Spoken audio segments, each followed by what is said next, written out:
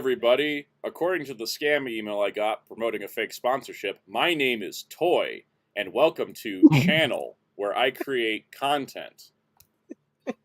Sup, guys? So what he's saying is, email is literally going, "You are a toy." Yes, that's what it literally said. Hello, Toy. Would you like to try our countertop product? Show me your business card, like a name tag business card, like "Hello, I am Toy." Oh, Psychos asks, can you Mofu no Uta like Rita for us? You have to pay me more than that.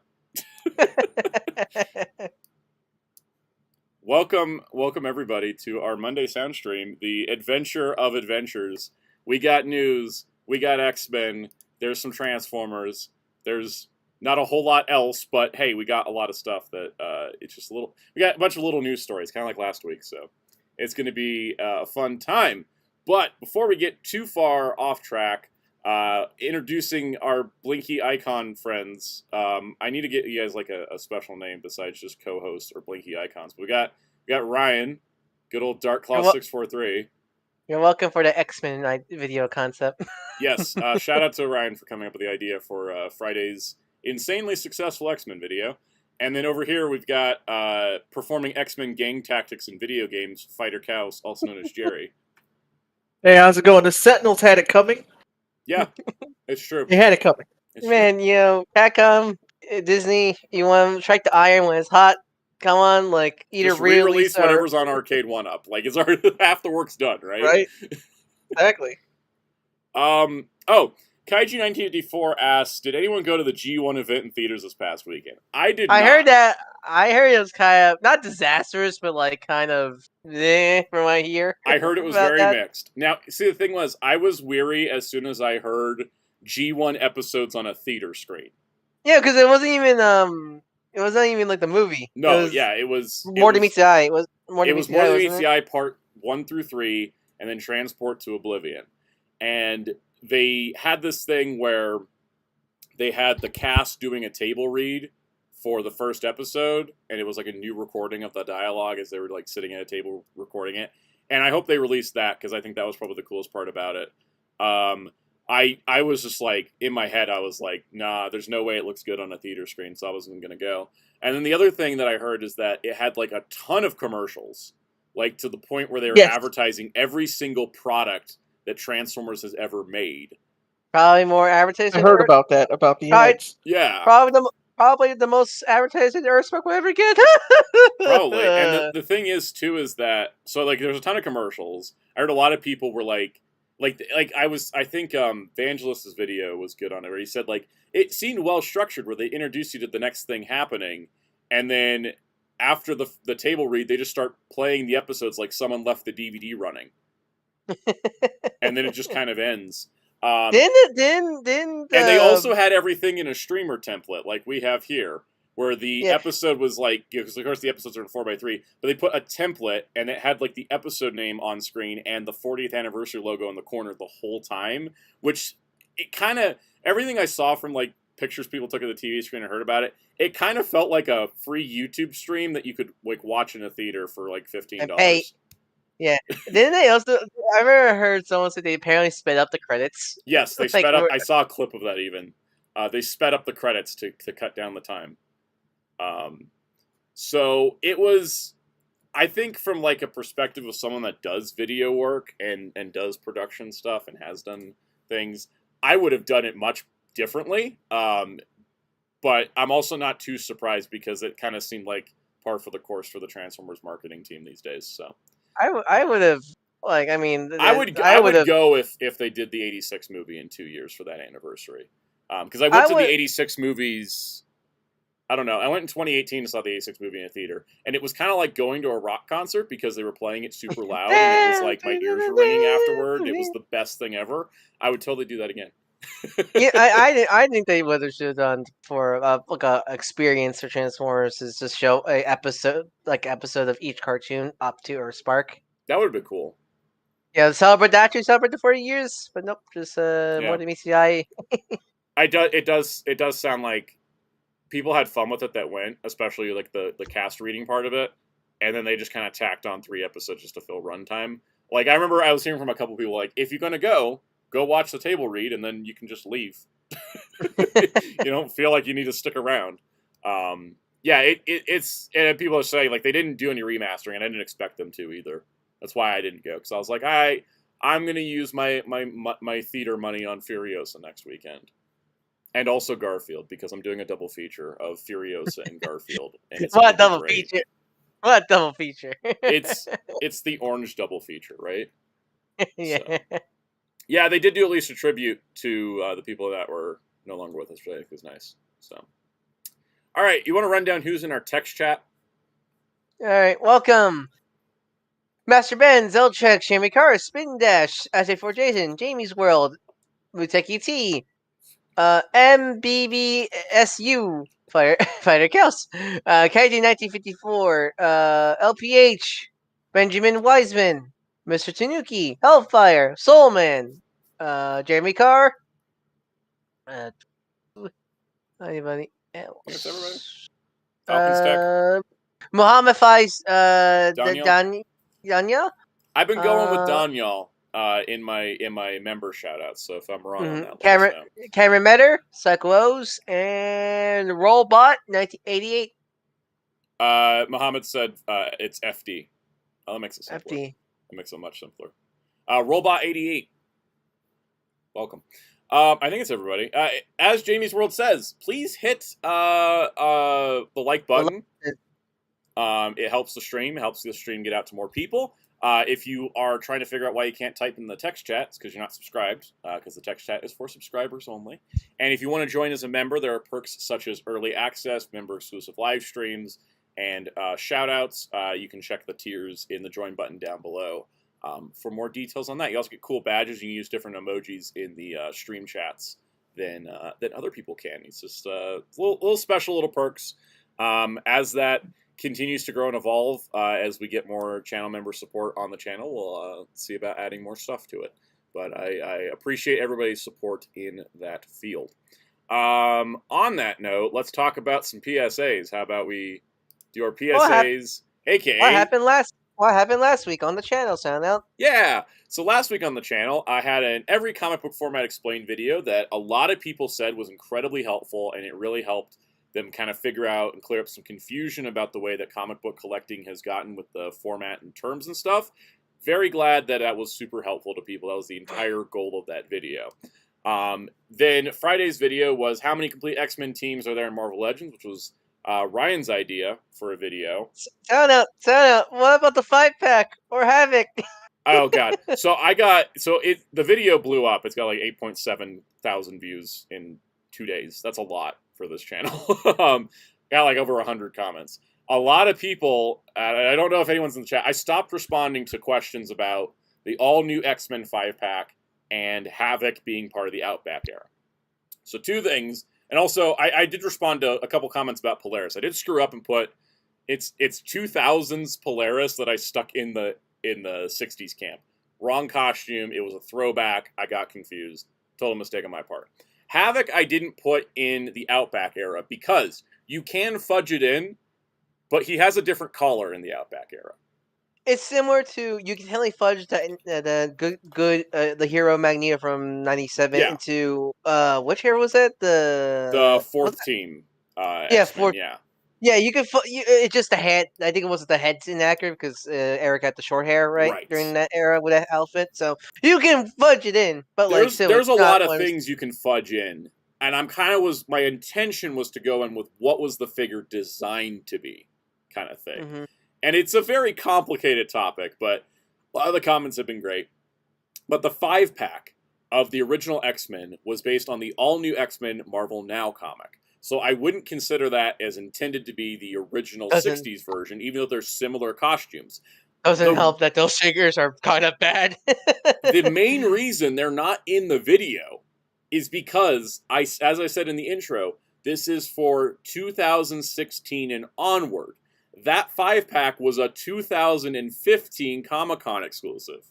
You want to know how old that pack is? Let's see. I think Beast didn't have any ankle or wrist articulation, so that figure's bad. And Iceman was using a really bad old Hasbro era mold. And some people had brought up like some other things, like retro Iceman. You could fudge into X Factor. Yeah, belt's different, but that's kind of how it goes. I was trying to get like which era specific. Like the Kitty Pryde is kind of a later version, not really the Astonishing. The Colossus and Astonishing is a different color scheme. So like I was trying to go with, is it close enough? kind of thing. Yeah, because the Kitty, the Juggernaut Kitty, isn't that more? Because I forget, was Kitty full grown up in Astonishing yet, or was she still kind of young teenager? She was kind of young teenager, but she had it was just a different shape to the costume. Like she didn't have the wide shoulder pads in Astonishing. Yeah, because Juggernaut Kitty is full grown woman Kitty, so you can't really use her in those kind of displays. And people talked about how like Colossus has like the giant size look, but he has the later belt, and it's like I can't do anything about that. That's why I kind of just was like I will fudge it a little bit. It's like how Krakoa era, like that was just used a lot. Rogue has been with the leather jacket for how many? Like for a long time now. Yeah, in the recent era since 2018. Yeah. So that's the kind of like the thought process I went through, and it's hard to explain that in comments. And so it's like if you have a comment that was wondering about the 5-pack or Havoc, I just stopped responding after a certain point because I got asked about it too much. That's just eventually I just got overwhelmed. So the thing about these types of videos is because Marvel Legends will just kind of take 3 looks and merge them into one figure sometimes, it makes it hard to do this. So I just tried to do the best I could. But I think as an initial outing for a Marvel Legends style complete the team video, I think it worked out pretty good. Muteki says, surprised you didn't do the Fox movies. Well, I mentioned that at the end where I said I avoided the adapted material. Incomplete. Super incomplete. Yeah, it's super incomplete. If we go with 2016 to now, Fox movie X-Men teams, there is not a single team that has 2 members. So that's kind of that. Anyways, so that was last week's videos. Like, even if you go by, like, original trilogy, it's still not that many members, and yet they didn't done. Yeah. And then going here for shorts, I did a behind-the-scenes how I shoot rundowns short, because I was shooting some stuff. And then the true ranking of the Planet of the Apes movies, as ranked by an ape. Should we be afraid? Apes together strong. I've been loving all the Planet of the Apes memes that are going on recently. I love when people are sharing like scenes from Conquest, going, "Look how amazing this movie is." I'm like, I know, isn't it? That's why we ranked it so high. and I just go, Dr. Zayas, Dr. Zayas, Dr. Zayas. I saw a bunch of people that are like, I don't get the joke. It's not funny, and I'm like, well, I'm sorry that you can't appreciate Dr. Zayas. Dr. Zayas. Dr. Zayas. I am seeing Spin Dash is mentioning may do one for the heck of it in time for Deadpool Wolverine to find the problem, and it's just saying hopefully Hasbro gives more Fox movie figures, build up hype. I would say maybe I'll do a short. Actually, let me put that down in my notes. I'm going to do a short talking about the Fox X-Men figures because it's kind of a short topic. It's like we got Wolverine, Mystique, Magneto, and Charles. You should do how many Marvel Legends do we have of the Marvel vs. Capcom series in terms of toys? Like, oh, that's another good one. All right, now let's see if my notes app stops freezing. I can write these 2 things down. I know that feel. Yeah. Mr. Tanuki, can I play the piano anymore? Well, I couldn't before. That whole scene is amazing. Anyways, as for videos this week, let me just turn off the screen share. Maybe is there any action figure style X-Men available to use? Nope. Because I think Deadpool's the only one to get a figure art. Yeah. Yeah, because that was during the dark era of no movie figures for you because we hate the X-Men because they're owned by Fox. Let's see here. So we had Fox, X-Men, and Marvel Legends Modern, and what was the other one we were doing? Marvel vs. Capcom. Oh yeah, Marvel versus Capcom in Legends. Okay, cool. Those have been put down for shorts consideration because I rewatched the intros this morning of this. I miss that announcer. Just Marvel presents X-Men versus Street Fighter. I love those announcers so much in those games. Yes. Now, as for videos this week, tomorrow will be a new Figure Arts review in the form of a short. Wednesday will be this guy here and his friends, because I got them and I'm excited to talk about them. So I'm not even going to say the words out loud. People just have to watch the stream and figure out what I'm holding up. And then Thursday will be another short. I haven't decided yet. And then Friday, if all goes according to plan, Friday's video will be the next Sentai Showcase episode. So, and I don't know if I'm going to tell you guys what the topic is. Should I tell the chat what the next Sentai Showcase is? What's your sound out toy chest hint for it?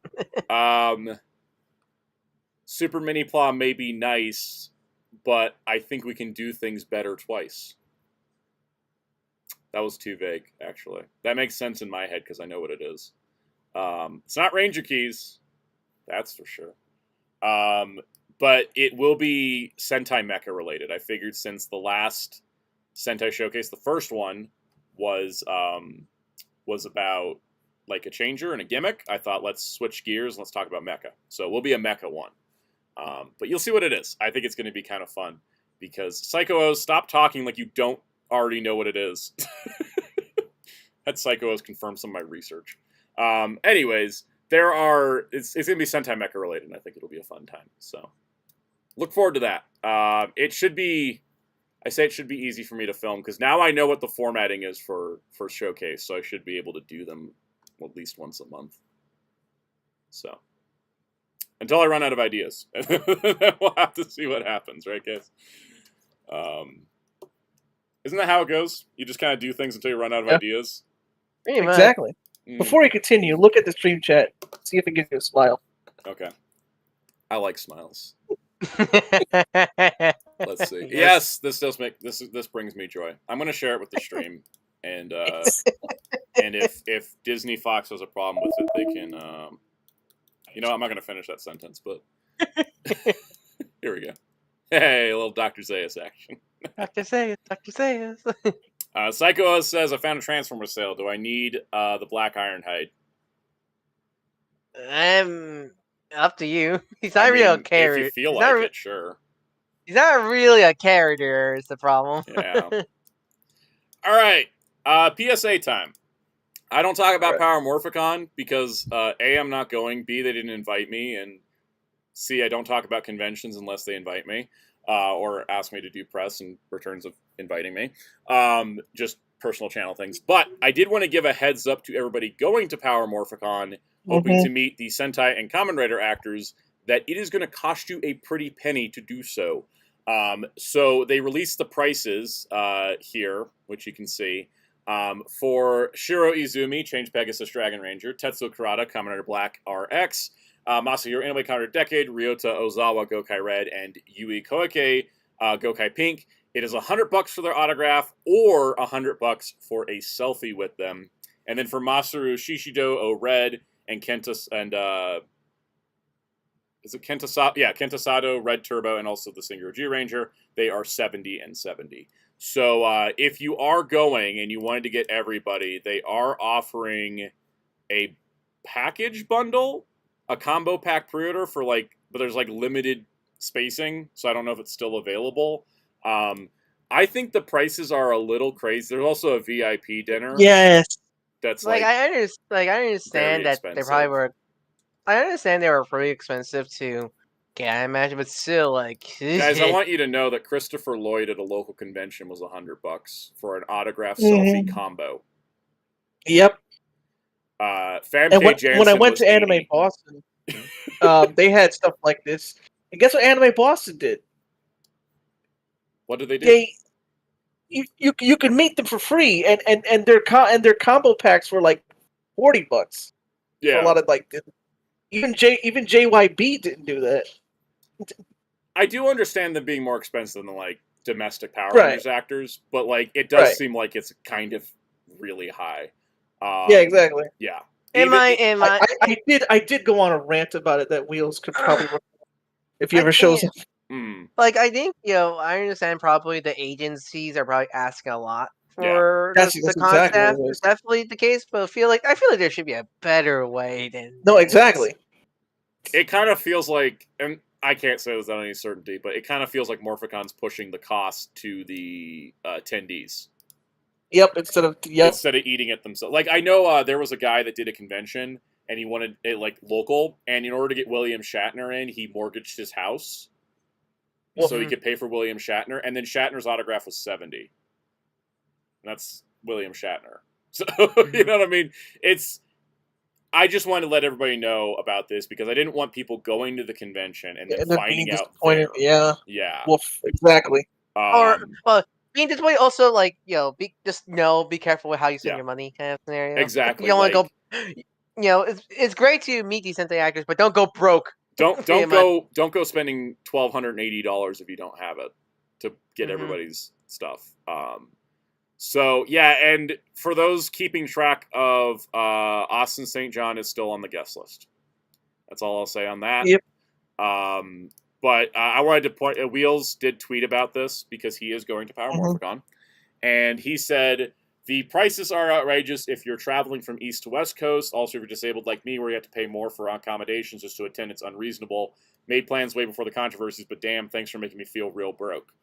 He has a great thread that goes into like details about this, but I thought we should include Wheels' thoughts here because he did tweet them out. I personally, I'm not going for many reasons, but if I was going to go to see a like Masahiro Inoue, star of Garo, I would be like, oh man, that's an even extra cost on top of the extra cost. So that's where we are with that. I just wanted to bring that to people's attention because that is, I think that's about all on that. Muteki said, tell Wheels the TARDIS has a ramp now. I did tell him when that episode dropped. I was like, look, the TARDIS has a ramp. And he's like, about time. And I was like, I think it was like 2 episodes after, like, the unit scientist revealed she has like rocket launchers in her wheelchair. And he's like, yeah, we all have that. It's a standard issue. Well, no, as we say, there's always a twist. Yep, always a twist at the end. All right, so I think we're ready to move on to the news proper. And anyone going to Morphicon, I hope you have a good time. Because conventions, always remember, I want to say this because this is a thing I learned. Conventions are more than just getting celebrity autographs. There are artists to meet, there are friends to hang out with, there's, you can buy toys and stuff, but even without spending any money, if you just go to a convention, you're going to be surrounded by people that all love the same thing you do. The environment feel is, like, I think for me, the most fun thing about conventions. That's I think what also I liked about Morphicon when I went last time. I was like, oh, it's all Toku people, and people like recognize me in public, which was great and also unsettling at the same time because I wasn't used to it. I think I always recommend is set a budget for yourself so you don't go broke. Like, all right, I'm bringing this much, and that's it. So you don't go broke.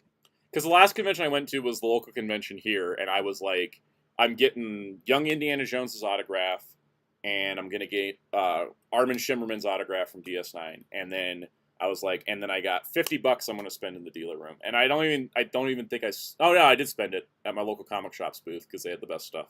So that's kind of how it goes.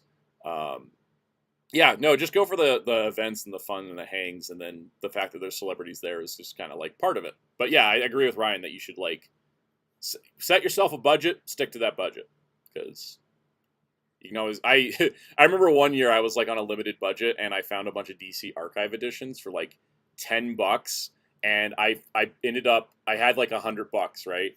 And I was like, if I buy 12 of these from you, would you give it to me for $100? And the guy was like, sure. So I got 12 DC, and those are like the old hardcovers of like Golden and Silver Age stuff. I got like 12 of them for $100, and I was like, I walked out. Those things had a cover price of $40 back in the early 2000s. So you can get the deals. It's fun times. All right, entertainment news. The Wolverine and Deadpool tickets are on sale now. This is also kind of PSA news. I just wanted to highlight this amazing poster because, oh my god, it looks like a comic book cover and not like floating heads. I know, right? I love it. This is the kind of stuff I live for. So, someone mentioned, well, I do love how vibrant the colors are on the suit.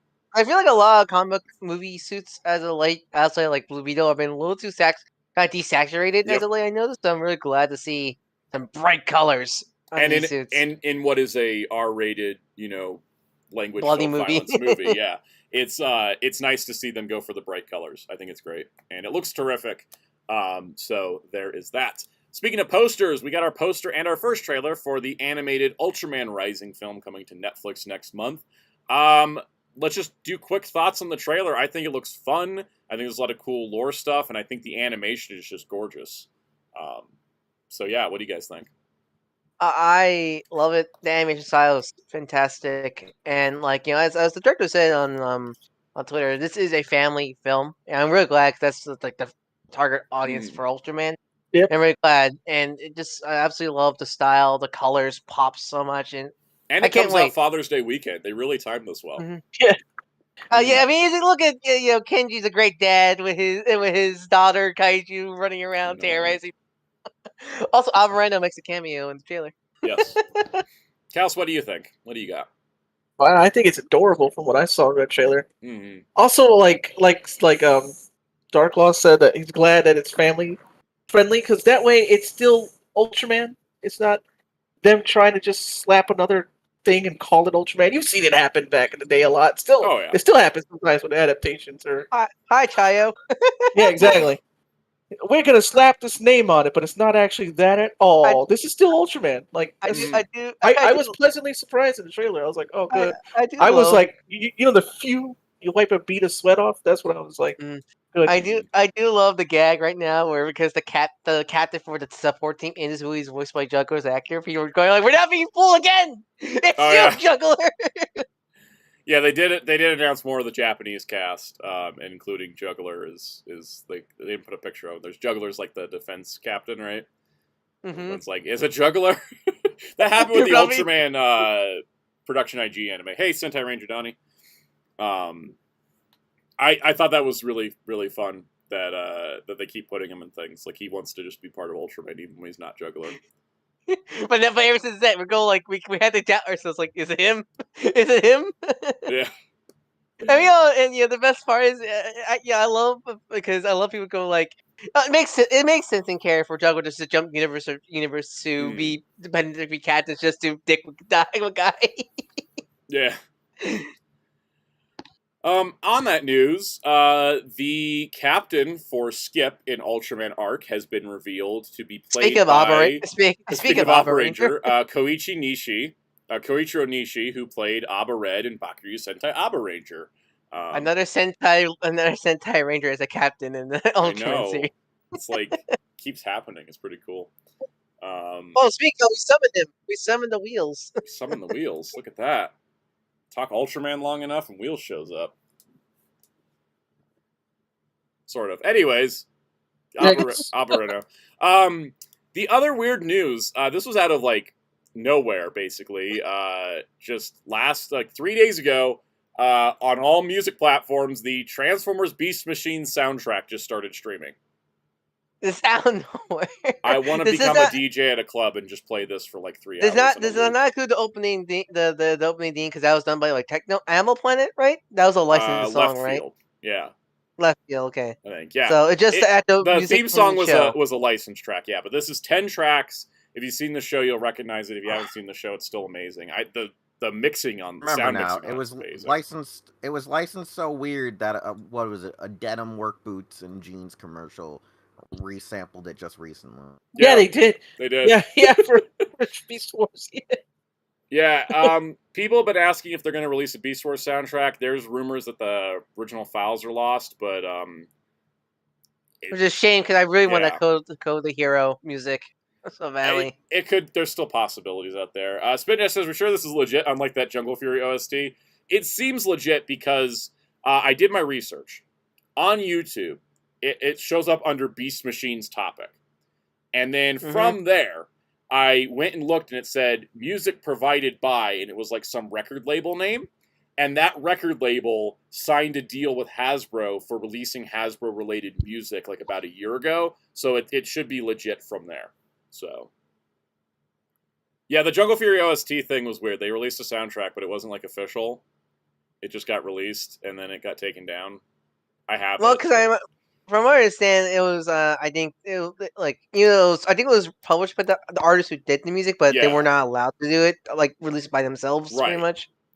And that's kind of like, this is under Transformers Topic as the channel upload because it's through YouTube Music, which is by topic. And but in the description for it, I'm looking it up. Yeah, provided to YouTube by let's see, let me just pull this up here. Provided to YouTube by the Orchard Enterprises, which is a record label that signed a deal with Hasbro recently.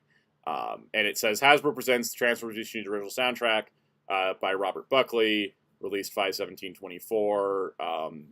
Yeah, YouTube auto-generated this information. So, yeah, it's on Amazon, it's on Spotify, it's on YouTube, it's on iTunes, it's all over. So, you got options.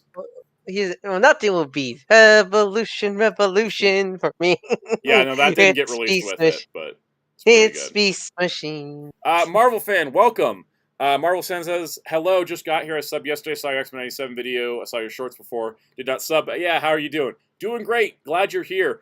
We have not done the X-Men movies tier list yet. We're going to do that after all of the news, so that'll be in a little bit. We still have some news to cover before we get there. So you haven't missed it. Let's see. Psycho says, before I do it, G1, Scourge, and Sweep are the same color in the cartoon. Sweep is way cheaper than Scourge, so I get a Sweep and call it Scourge. I mean, you can. They're so close. It's just a shading thing. That's what I did because I missed out getting the 86 Scourge. So when the Sweep came out, I just put it as my Scourge pretty much. Yeah, I have a Scourge and 3 Sweeps because I'm an addict, but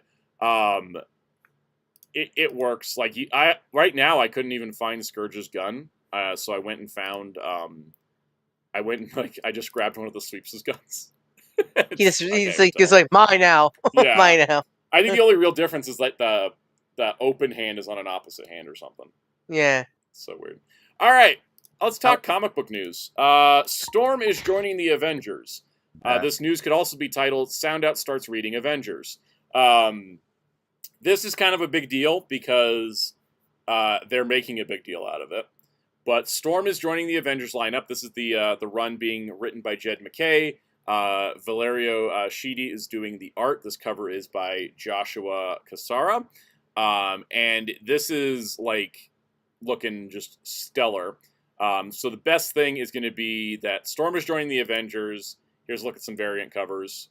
This one here I think is really cool with a lot of... This is Luciano Vecchio doing the art on this cover. It's a reference to Avengers 17 or previous Avengers. Sam De La Rosa is doing this Black Panther cover, and Pablo Villalobos is doing this variant cover as well. So this is going to be pretty cool because there was been Beast. Wanda and Pedro are always kind of those characters that kind of can go with both. So but like there's Beast, there's Logan. Has any other X-Men joined the Avengers besides Beast and Logan? There has been X-Men on the Avengers. Wolverine is a big one. He was on the Avengers in the 2000s. Beast during what, the 70s run? Beast was the 70s, 80s. Storm was on it briefly, one time before, but not like a main member. That Rogue was part of the Uncanny Avengers, which was kind of a unity of X-Men and Avengers.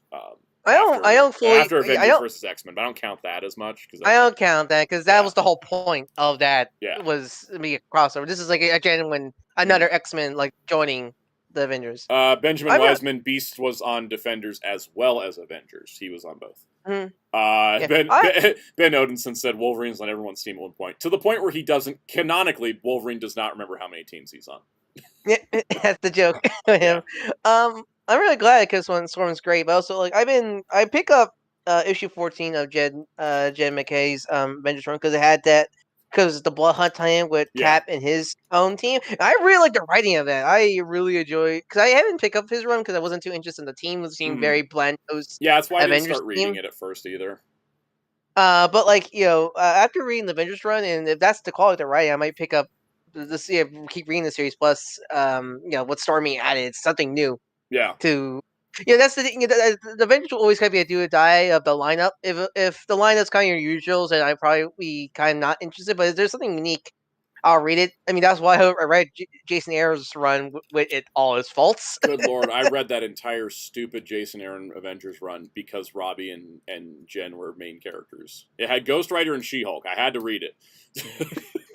Now I'm like, it's got Storm. I got to read it. Like, the thing is, I read all of Jed McKay's Moon Knight last week, and it was so good that I'm like, yeah, I need to read his Avengers. I think you should. I think, especially reading issue 14, he really, I think, fully captures Captain America's character.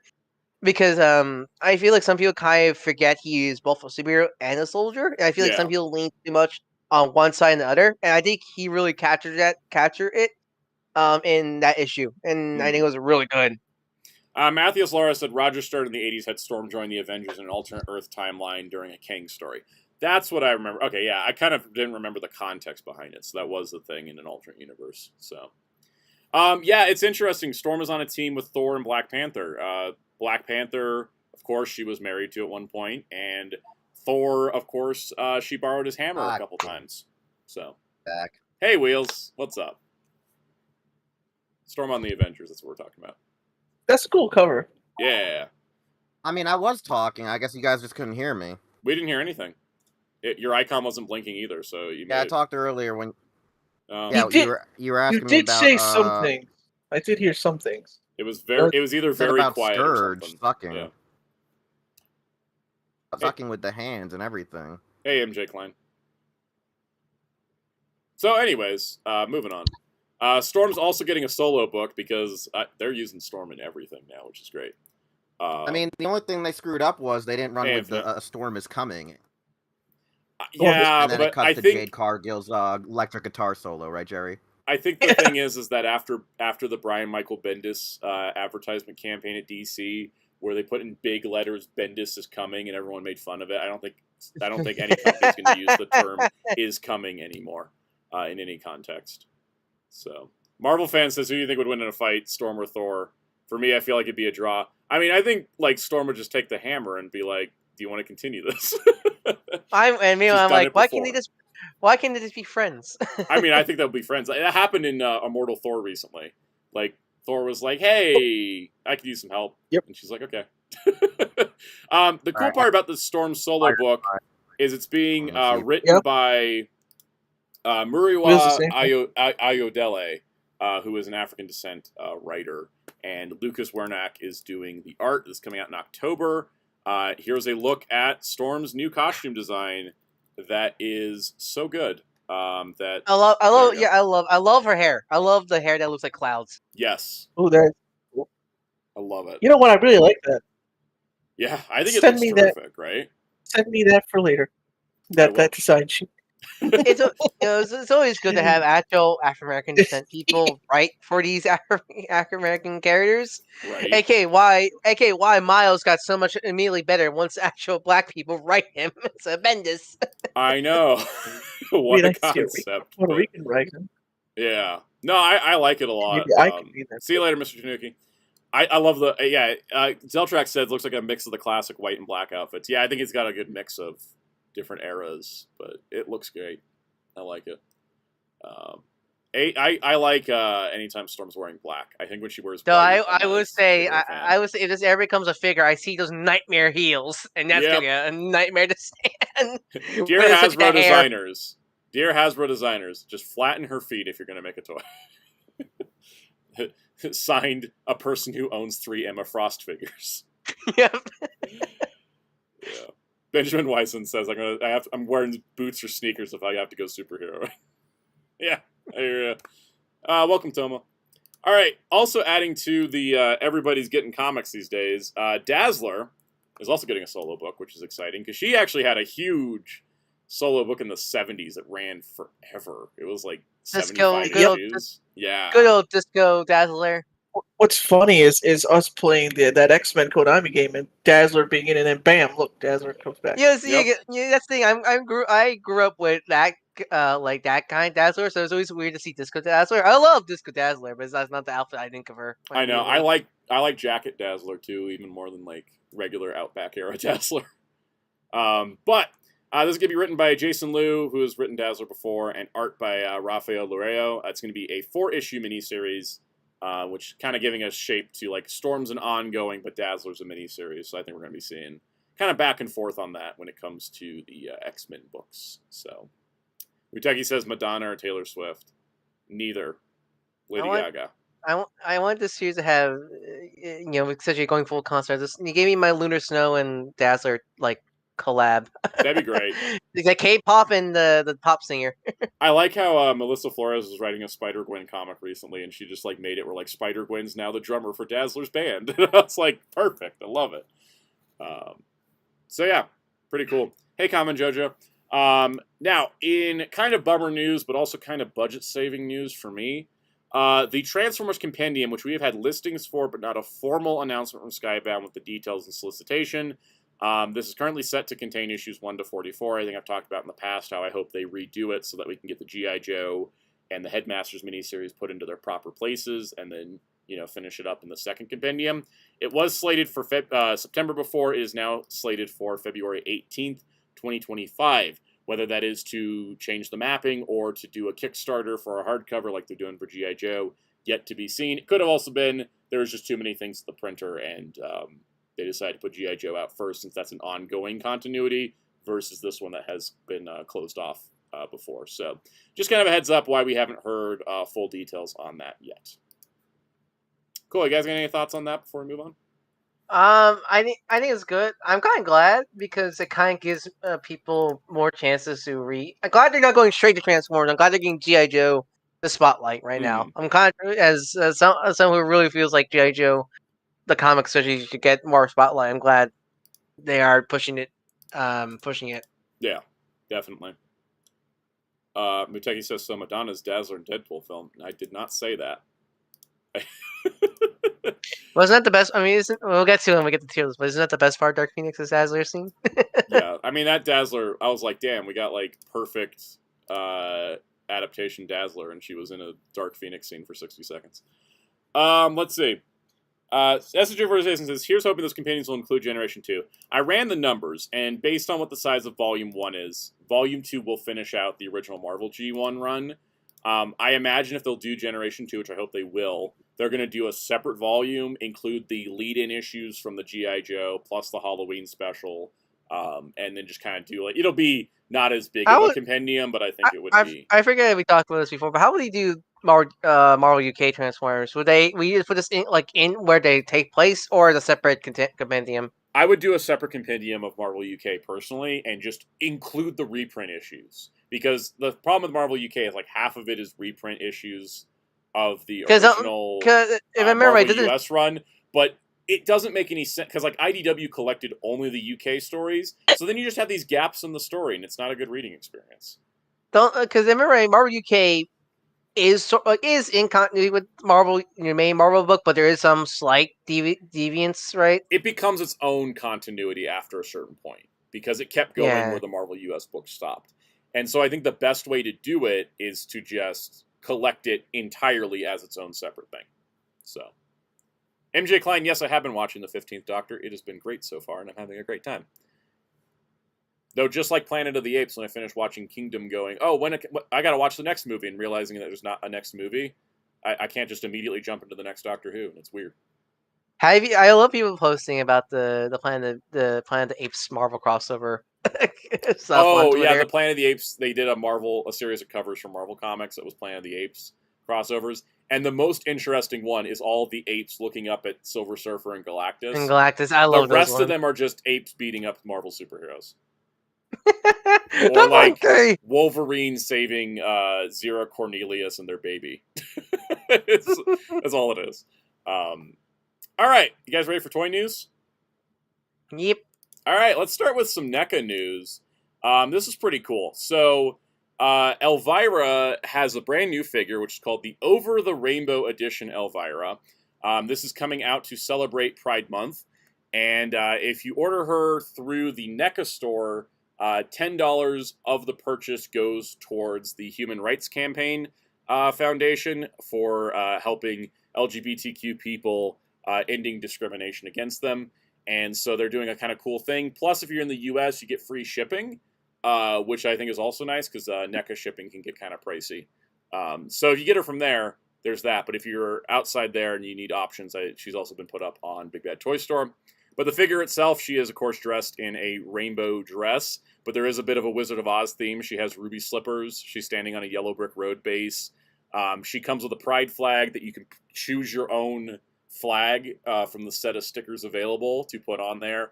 And she also comes with extra hands and a face, but also an autobiography that's sized for the Elvira figure. There's a nice video of Cassandra as well introducing the figure, which is nice. And so, yeah, I think this is pretty cool. It's nice to see NECA do this, because NECA sometimes comes off as like the old people toy company. Yeah. And so it's nice to see this. They did have an autograph edition available, but it sold pretty quick. Because it's Elvira, of course it sold quick. So, anyways, this is available for, they said it's going to be shipping in the next like 2 to 10 business days. So it's kind of like an in-stock thing. So. All people toy companies. I didn't realize I was muted. Oh. I no, because I'm a huge fan of Elvira, so I kind of like want that real bad. Also, old people toy company, isn't that just Super 7? At times, yeah. I think she'll great. I have the regular figure. Guys. Yeah. Just because they make the horrible reaction figures doesn't mean they're the old guys. Allegedly, the real old guys are actually 4 Horsemen. Oh yeah, no, they're ancient. They're ancient. Four Horsemen's kind of ancient. Valaverse is also pretty old guys too. It's kind of hilarious because like I literally saw a bunch of people literally refer to 4 Horsemen as the old guys, even though like I would agree though Super 7 are the oldest guys. Yeah. Well, anyways. The fun part is that this is a great figure, because I have the original black dress. I reviewed it as part of Month of Monsters 2 years ago. You should go watch it. The thing I wanted to point out, though, is they've upgraded the figure. When I reviewed the original black dress version, she has an entirely second head for her alternate expression, and they changed it, so now you just get an extra face, which makes so much more sense and makes my life so much easier.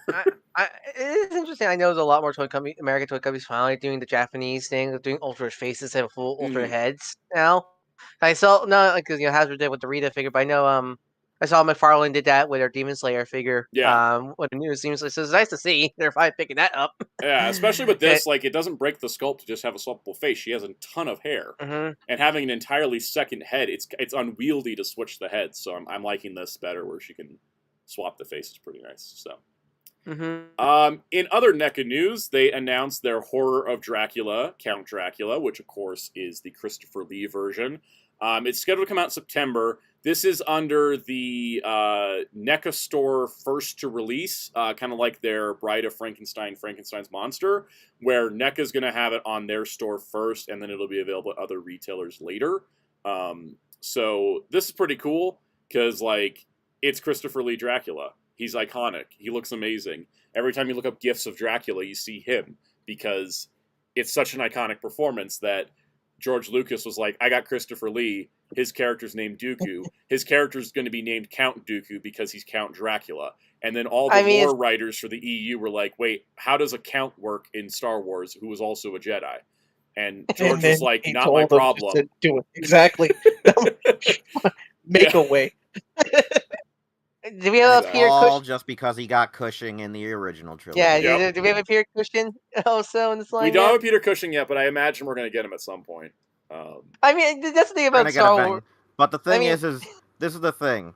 They Van Helsing be the bride, the bride or the son of Dracula, where he actually brands his own neck. Ooh, that'd be cool. To stop because that's one of my favorite things. A lot of people hate that sequel, but I actually like this random thing of, oh, this is what Van Helsing did. He found another vampire that was sired by Dracula, but has been imprisoned in his house for like 20 years. And his mother's been keeping him locked up, and he breaks out, and then Cushing's like, yo, I gotta fight this guy. And he's like, well, I'm gonna turn you into a vampire. And then Cushing just goes, let me take this branding iron and holy water to my neck. Yeah. Cauterize the wound and stop turning into a vampire. That'd be pretty cool. People need some respect on that one. We also should get a Christopher Lee Frankenstein's Monster. No. We just need Frankenstein. Well, what we need is what we need is death metal band member Christopher Lee as a figure. Alright, that would be great. Like what he did his death metal Christmas album. Yeah. I listen to that once a year. It's amazing. There's also a documentary coming out for Christopher Lee that they're doing. There's a Kickstarter for it, which is pretty great. All right. Next up, our One Piece of Marvel Legends news. The Hulkbuster has been revealed. A random video just went up on the Hasbro Pulse YouTube today. After oopsie got leaked by themselves in a photo. Yep. Before. So here he is, big old chunky deluxe figure, looking fantastic. He looks fantastic. Like I collect pretty much Iron Man armors I like, and this is definitely one I want to pick up because I love this this the Hulkbuster design. Helps the frame. It comes from the Matt Frank era, Matt Franchin era of Iron Man. So double plus. And he's huge, as you can see him next to normal sized Iron Man. And the cool part, I like the alternate head. It comes with a Tony Stark head. I'm glad because because we kind of desperately need some more modern Tony heads because it's either that I think a Koye wave head for modern and that's it because everybody else is old 80s 70s porno stash. Tony, look, I'm probably gonna get this even though I don't collect Iron Mans. I do like the position like make it look like a dude because I think a lot of time with Iron Man figures / when you do head swaps is something that people kind of forget he's supposed to be a man in a metal suit. So and not like I like they pay attention to that. Also, he's so big that they had to have a chest plate. Yeah, chest plate. The chest plate has to be put on after you open them. Yeah, which I like. But what's cool they did is they actually bothered to paint the inner chest details, which is really nice. And man, it really just feels nice to see when after like the year of windowless boxes, seeing I think I'm more starting to grow on these new Hasbro boxes because I think it really does kind of nice display what you're getting. And also, I'm liking that they're nice, square, and even, and they don't have weird angles. Yeah, it really does feel like they took lessons from like figure art, like Japanese style boxes. Definitely. Welcome, Stop Motion Guy 2049. Let's see. Muteki says, really sad you don't collect Iron Man. Yeah, if we count my Iron Man's going to make it seem like it, but it's like how I don't collect Batman's. It just happens, okay? It's just a prominent character, and I need an Iron Man for a Build-A-Figure part, or I like a certain armor. This I'm probably going to get because this is cool. I like this. This is neat. Well, and plus, the Hulkbuster is a important arm. Like, you know, like it's iconic. It's like if there's like major art, like it's like for me, like it's always the extreme, like Mark 1, Extremis, and Hulkbuster are like the kind of main 3 Iron Man armors that you should have in your like Iron Man collection kind of thing. Yeah, and he is going up for pre-order May 22nd. He's going to be retail, which is awesome. And what do you think the price is going to be? I think it's probably going to be like 50, right? I'll be surprised. Like, might be 60. You know, seeing how surprisingly decent the prices are for the 80 years line. This like and as Falcon Tech mentioned, there's a ton of paint. That's probably the case. I'm just glad that the head is separate from the because it's not like the old Toy Biz figure where it's just a dome you fit over the head, so there's no head articulation. I'm glad they have a head swivel on this one. I think it looks great. We'll see what the price is. I guess we'll report back on that next week. And then be like, the price, or yay, the price. So this is figure 7? They said it was figure 7, which... and we know, I know because the I think because Venom, even though Venom has an 85th anniversary sticker, he doesn't count. He's just going alongside this line, but he's part of the Spider-Man retro. Because it was Spider-Man, Wolverine, Warbird, Iron Odin Fist, is 2-pack, Ghost Rider, Scar. Those are the 6. So this is 7. We know Odin's coming from a listing, like the listing description. Yeah, that's 8. So who do you think the final? We speculated this on a member stream one time. I was speculating that like we're clearly getting somebody that's a pastiche to like a main character, right? So it's like we got a Spider-Man, we got a Wolverine, we got an Iron Man, we don't have X-Men, we don't have a Captain America. 4. And we don't have a Fantastic Four rep. So. Yeah. And I feel like Doom is kind of in the need of a new figure. Yeah, because the thing is, Infinity War Torrent says Venom is part of it. Yeah, he's part of it, but he's not. He's kind of like how like the Black Shirt Logan figure or the X-Force Deathlock were part of the 80th anniversary line. They're not counted towards like the main 10, but they're still part of the 85th overall. It's like a bonus of the subline, pretty much. Yeah. So it's like 10 main things, and so we're still missing 2. I think there's got to be a Captain America rep, maybe a Fantastic Four rep as well. So I guess we'll see. We'll see what happens, but. I would say, man, like I just really this has want been one of the Marvel best Legends. anniversary lines so far, right? I think this in general, Marvel Legends quality has been really up as of late. It's like it feels like for a while it was pretty down, mostly during the windowless era. Yeah. But like I don't know, ever since they got the Windows back, it feels like they been popping off. I don't know, maybe he's been stealing the Star Wars budget, the Star Wars team's budget. That's why those figures are poo. I don't know, because I gotta say, I think the Star Wars team's budget keeps getting like robbed by Disney every time they pay the licensing fee. Yeah. Yeah. I just though again, especially how the Carnage and this 8 years line. I think they really just should just stop build figures because the figures could just be even more better if they don't have build figures. I know, and I'm so mad at build figures because I'm getting Zabu, but I had to buy 3 figures I don't want, and when the figures were $20, I didn't like bat an eye at it so much, but now that they're $25, it's like, did I just spend $75 on 3 figures I don't want so I can get half of a tiger? Yeah. Yeah. Yeah, it's such a the Zabu wave is like I mean, a wave literally, I had this problem ever since getting into really collecting. Was the whole build a figure. When the figures were earlier- cheaper, I didn't have as big of a problem with it, but now at the prices But they are, now- it's unreasonable. Like, yeah. the problem we had when it kind of started was the issue of integrating Marvel and comic characters, and that. Oh was yeah, with the biggest problem. MCU And and then comic they mixed started waves. fixing Yeah, it. I hate that so much because I don't collect movie Because figures, they would be like, yo, let's put the most random ass, like, B tier hero or villain in there and ruin the whole wave for people. Well, it's either you're a comic collector, but the build figure is a movie figure. Well, you only but like the whole way, but so you either do that Like or Ultron and the Ultron. I was about to Ant-Man. bring up the Ant-Man wave. Ultron thing. I was about to pull up a picture and be like, remember this awful wave? or maybe Another thing I hated would be like they would get like so like Z tier, C tier like characters. They'd be like, "Yo, here's this awesome Spider-Man wave," but the part you really really need is with like a character that a simple super repaint of a Bucky Cat mold. And it was this I wave think here is what we talked Jack-o'-lantern about. is like one that pissed me off. Yeah, this is the Ultron Ant-Man wave. Where the Ultron Ant-Man wave, where it's one MCU figure with Ant-Man, the Build-A-Figure is an MCU figure, and then it's 5 comic figures that are all like. Outside of Wasp, it's pretty all low tier stuff. I mean, for me, that's I hate the Amadeus Show wave because it's like because I don't collect MCU figures, but I want Amadeus Show. I had to force to buy the MCU tree, which I don't like because and that's why like I really think I they like should the Grim Reaper and Wasp were cool. It's not to say that like the figures are bad. It's just to say that like if you're someone that collects only MCU stuff, this wave is annoying. And if you're somebody that collects only comic stuff, this wave's also annoying because now you have to get rid of like 4/5 of a figure.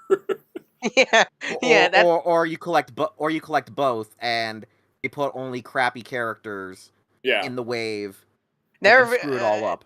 I mean, I still say we should really do a tier list of Marvel Legends waves, but I still say the worst Marvel Legends wave is probably the Captain Marvel wave, where there was like 3 Carol. There was like 3 Carols. 2 of them come with parts, I think. Yep. You know what's another bad wave? The onslaught wave was kind of. Well, the red skull. No, the red skull. The red skull wave. Because they couldn't that at the time. bad. They legally couldn't put that Magneto head with the onslaught stuff. Yeah. And then the help, that was bad. Yeah.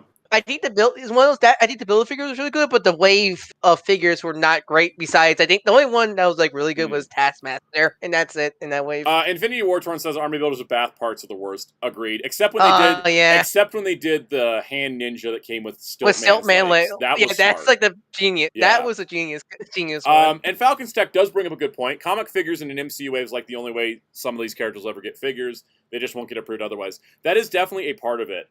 But I think, as we've talked about, the more that the prices go up, the more that it's just like, I know some people out there care about Icarus or Red Widow or Black Winter Thor.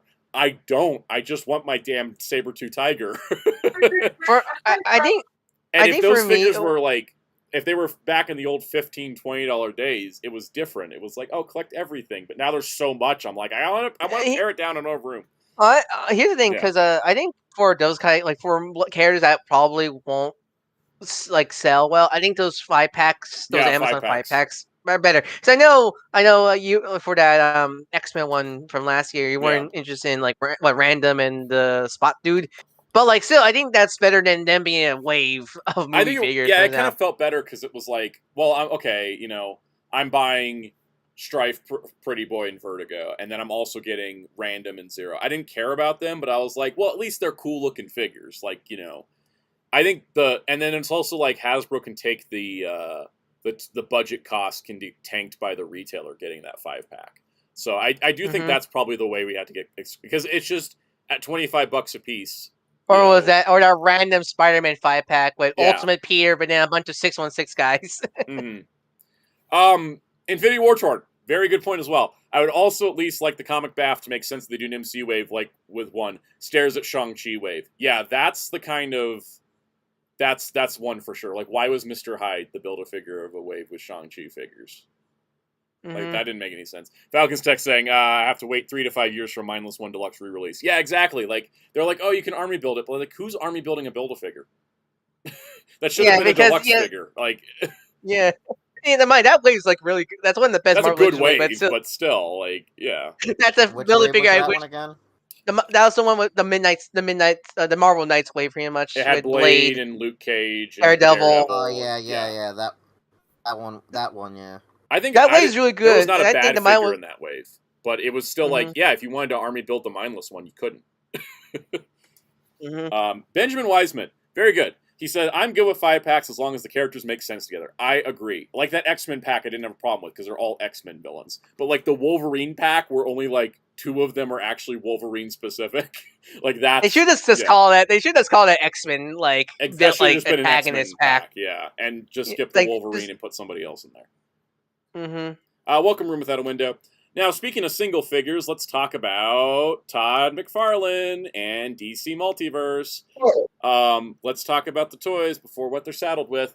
So we have a classic version of the Atom, which we heard about these were all revealed at the last convention Todd was at. But this is a classic the Atom. Ray Palmer. This is Ray Palmer, yeah, because the Page Puncher one was Ryan Choi, so this is so it's nice to get both. I don't mind Ryan Choi being a more armor look, and because I think it's not his rebirth, the Page Puncher figure, right? Page Puncher figure is based on that Page Puncher art, but I think it's kind of sort of based off his rebirth armor. Sort of based on it, yeah. So it's nice to have a classic one and a modern one like that. We're getting an Our Worlds at War Superman that comes with an eagle, which is pretty cool. It's using the Dark Knight Returns body, which is fine. It's Ed McGuinness. I like this.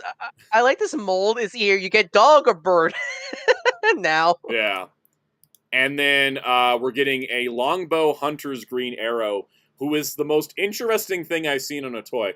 McFarlane has used parts across licensees before, like when they used the lightning from Mortal Kombat's Raiden for Black Adam. But these are the legs from the Princess Bride. I think it's the Inigo Montoya. I think that's why this figure looks so odd to me because his Lord Rest kind of looks. He kind of looks like he has a tube for a body. His looks like his proportion looks so off compared to the rest of the DC Multiverse. And now you telling that makes all the sense now because comic characters have these big exaggerated proportions. Here, all he has these like spindly legs compared to every other character. So these go for pre-order on Thursday. They come with a digital code for McFarlane Toys Digital, and if you buy all 3, then you get a digital figure in your digital collection on the McFarlane website.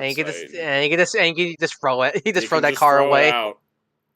It's just like a cart. Like at this point, it's very clear that McFarlane Toys is just going to keep doing this, and you either have to go with I'm not buying it at all, or I want the Atom. You know what I mean? Here's the thing. Yeah.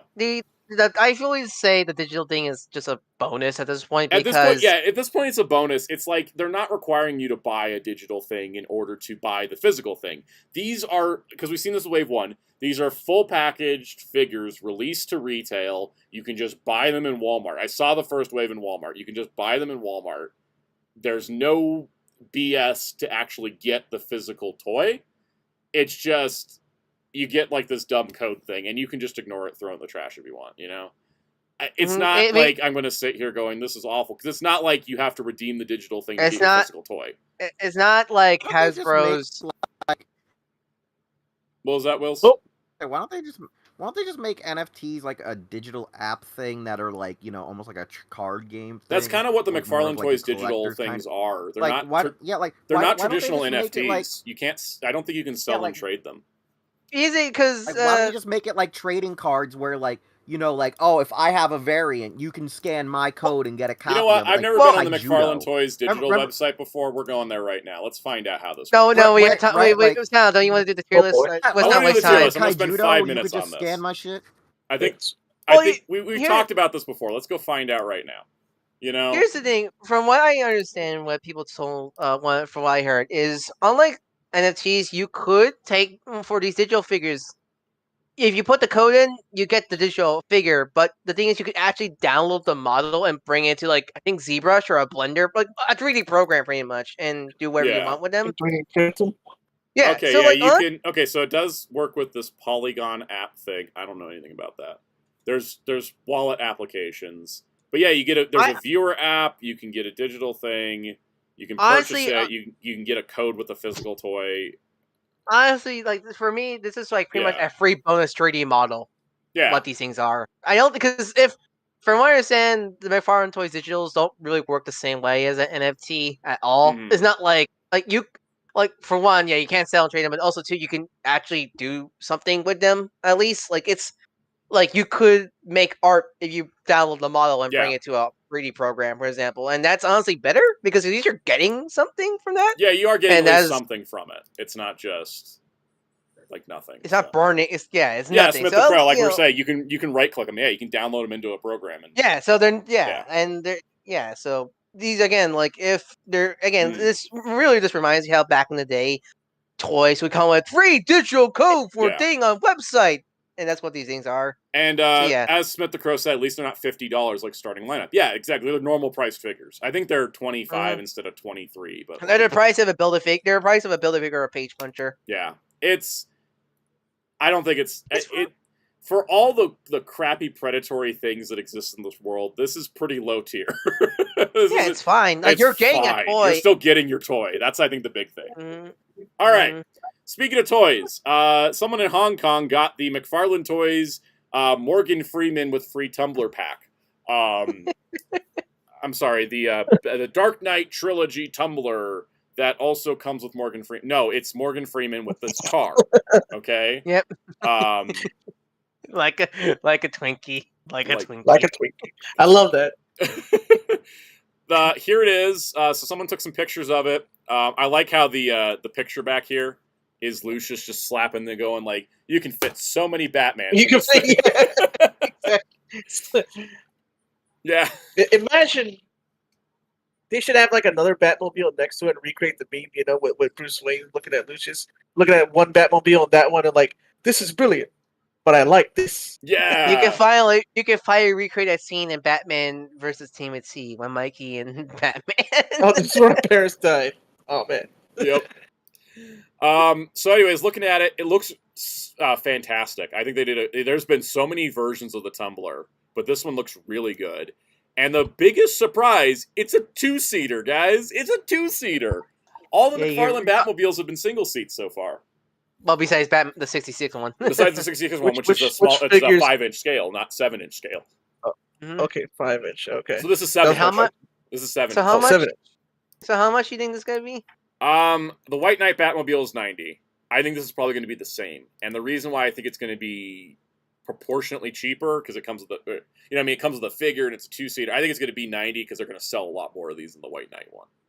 So again, what's stopping Hasbro from releasing the Helm Charger? Hasbro's running out of excuses for not just making a slightly scaled down car. It is listed at 18 inches. I The know White what Knight the Batmobile was excuses listed at are. 21. So I know exactly what the excuses are. They don't want to pay the licensing fee for that size. yeah, that's probably what it is. Probably a licensing thing too. They'll just make They- it smaller. They want to go all out. They want to go all out for the licensing fee. That's, I think, the Is issue. Robbie They're car like- based off a real car? No, the car? licensing fee to Marvel. Oh, okay. The reason why I these assumed it was Epic because they Heroes wanted an X-Men actual, like, figures Dodge suck. Charger. No, they're not. They didn't. Oh. Okay, for correction, the Haslab was not a licensed Dodge Charger. Okay. They made it legally distinct, but it was still that much because Marvel licensed. Look, the thing is, I'm going to say, because you guys will hear this in my Wednesday review, this Wolverine costs $12. Axel from Streets of Rage costs $10. Licensing fees are an impact on actual toys. Mm-hmm. And also design intention. That's a side's point. Yeah, no, the thing is, I think that like they could do Robbie's car, just don't do any lights, make it a little bit smaller, and you're good, you know? And you don't even need to do the whole, you become both the regular car and just make it one. The hell chart. Make it one. Everyone wants it on fire anyways. There's no point in having both, you know? And it's just, people, with the whole Robbie to Ghost Rider, people just want Robbie himself. They don't want the car to be normal either, you know, so.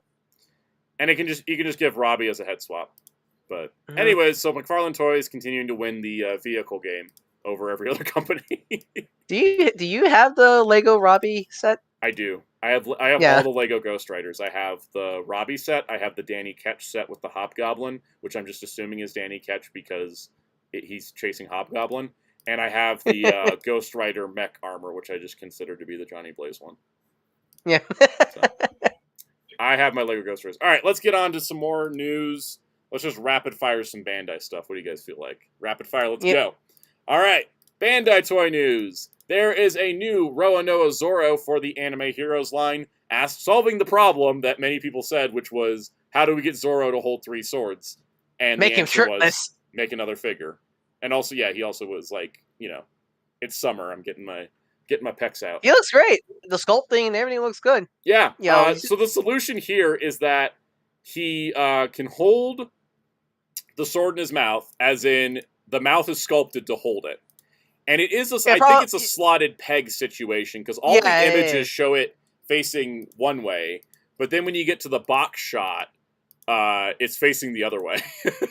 So, the other thing I want to point out is that there is a plastic tray around the sword and around the other 2 swords that's more confined than it was on the original release of Zorro. So hopefully he doesn't have the wobbly blade thing. Yeah. Yeah. So it looks great. I think they figured it out. I think it looks great. You know, line still needs, you know, women, but this is a good figure to get in the meantime. I think it, you know, definitely, but you know, you see that 4+ on there. You see that 4+, and let's say One Piece girls are really. We get woman on here when little Johnny will get a stiffy. I mean, that's pretty much. That's kind of that's the problem, right? Timmy will become a Spike. So far, Anime Heroes is stuck to just card games. Because Hellfire says, does anyone have pre-time skip stuff? No, it's all just that post-time skip. And if you go by that, Robin and Nami can't be made in this line. You literally... Sound out. Remember the greatest quote ever. The man said, the only reason I'm able to survive watching the entire anime is knowing that time skip exists. And he said, I don't care if you all say I'm horny on main. You all know it's true. By the way, I got to the time skip in the manga, guys. I've reached a new level. I finished up everything, and then the next chapter is the time skip, and I'm kind of taking a break, reading the Ace Light novel to get over trauma, playing some video games, watching some movies. Why don't you say the great line about the Ace death that you said to me when I said about Luffy being dumb? What was it? What is it I said? I don't remember. I said the boy's mentally. I said he's mentally challenged, and you said to me, he went from having 1 brain cell to none. Yeah, that's right. That's right. I was like, Luffy went from 1 brain cell to 0 in about 2 seconds. That's just Luffy in a nutshell. I know. That's why I love Luffy. He's so straightforward. It's great. But with that 4+ is pretty much blocking Nami and Robin. I think if they because Bandai's doing it now. Bandai went and was like, let's do Romance Dawn versions so we can make it easier to make Nami. I think that Anime Heroes at some point is going to go, let's go to before the time skip just so we can make Nami and Robin and, you know, outfits we can legally make. At least there's one version where her ass and tits aren't hanging out. There's at least one outfit they can make. Yeah, in the before the time skip. It won't sell. Before the time skip. It won't sell. It's like because the Figure Arts is doing the Romance Dawn Nami. That's like the solution. Paul Trax also brings a good point. They're afraid of peg warming. Yeah, because the thing is that like even though Nami and Robin are action stars, they don't do as crazy action as the guys do. I think Bandai America, you know, it's different now. They're still scarred from Yeah. the legacy line. I will say it did seem like Sakura sold though. So No, yeah, the that's a good Sakura and sign. Nobara, the Sakura from Naruto and Nobara from Jujutsu Kaisen are selling. So but so the women do sell. It just it's just a problem of the this that's why I series think has- it's the costumes more so. yeah, Yeah. it's that 4+. Yep. Because I think what On they're the going box. to do is they might do and because there seems to be a concerted effort between Figure Arts and Anime Heroes now, they're going to probably wait till after Figure Arts gets the romance done, Luffy and Nami out, and then maybe toss out Luffy and Nami and Anime Heroes in those looks. Kind of like how they got the Sandland Beelzebub Figure Art out, and now the Anime Heroes is coming later. Or the Dragon Stars. Or like with GT, where they're like, here's your Super Baby and Super Omega Sin Shenron. Shenron and Super Baby are Anime Heroes. Oh, look, here's your Super 17 and Figure Art, right? Figure Art, yeah. Smith the Crow, I don't think had they done My Hero Academia for Anime Heroes? I don't remember. Yes, they finally got I think Todd lost the license because those figures were awful. well, no, they were only available in Asia territories because Todd had the license for here in America. And I think Todd lost it, so they could finally release those three figures finally in the and then States. hopefully they can make better ones for a second wave. Yeah, I think that's the case because those My Hero. I have the Deku, and it's a good figure, but you can tell it was made during the early years of the line because it was part of the first initial waves of Anime Heroes. All right, moving on. Ochako was like bad. Hey, does anybody have the Kamen Rider Falcon driver and wish that the sword was 810 millimeters instead of 350? Well, now's your chance. The Japanese release is coming, and it's got voice lines in it from all the characters that used this sword, including Tassel, who only used it in the stage show. But hey, there you go. That's a thing coming. It's also got music. It is the Ultimate Muiken Kyomo, releasing in September for 18,700 yen. So if that's a thing you're into, there you go. Hey, Cass, what were we watching the other day where we found out Sophia was in it from Wizard? Or not Wizard, Saber. Oh, we were watching something ironically. Yeah, I remember. And Jerry had to ask me who she was, and because she showed up as like a teenager or a kid, and we were like, "Oh shit, it's Sophia." I think she was the one who sung the song for something we were watching, and I can't recall what it was. What do you guys think about it? Let's talk about the Memorial Edition Go phone from GoOnger. Hey! I wonder what came out recently. Yeah, so to coincide with the guest appearance by Sosuke and Speedor and Boom Boomger, there is a Memorial Edition changer, and it's the Go phone. Hey, why don't you go check out our interview? Yes, you go check out our interview with the actor who's played Sosuke on hero-club.com. This is got a change soul included, and stop motion guy, I personally like the Renew Your Vows Spider-Man is the best red and blue. Personal opinion, though. Mileage may vary, but that's my thing. Room Without a Window says, why is his hair like that? Because it is. So this thing is the deluxe Go phone toy modified. They have added a button to the back of the... Let me get this image larger. They've upped the way that the original GoOnger toys, the electronics were in the gimmick, which were the engines. Yeah, it's all the changes were just shell or just empty shells. You didn't say it right. You didn't say it right. Say Engine soul. Yeah, there you go. Okay, so yes. the engine soul has been updated to include voice lines of Sosuke and Speedor with a button on the back of it, and therefore the back of the changer also has the little button for that, and it's going to be for the music and the voice lines, I believe, is you push on the back. The interesting part is they filled in all the screw holes and kind of updated some of the details here, and they also made it so that the keypad actually works for the combinations. So if you want to do the so of course you got the voice lines in the two of them. So if you want to do the different combinations like Engine O G6, G9, and G12, you will get lines from both of them and the little like narration things. So you got that going on, and then it also has the opening theme song and the Engine O theme. Now, I gotta say that this seems like a great idea. I think this is cool.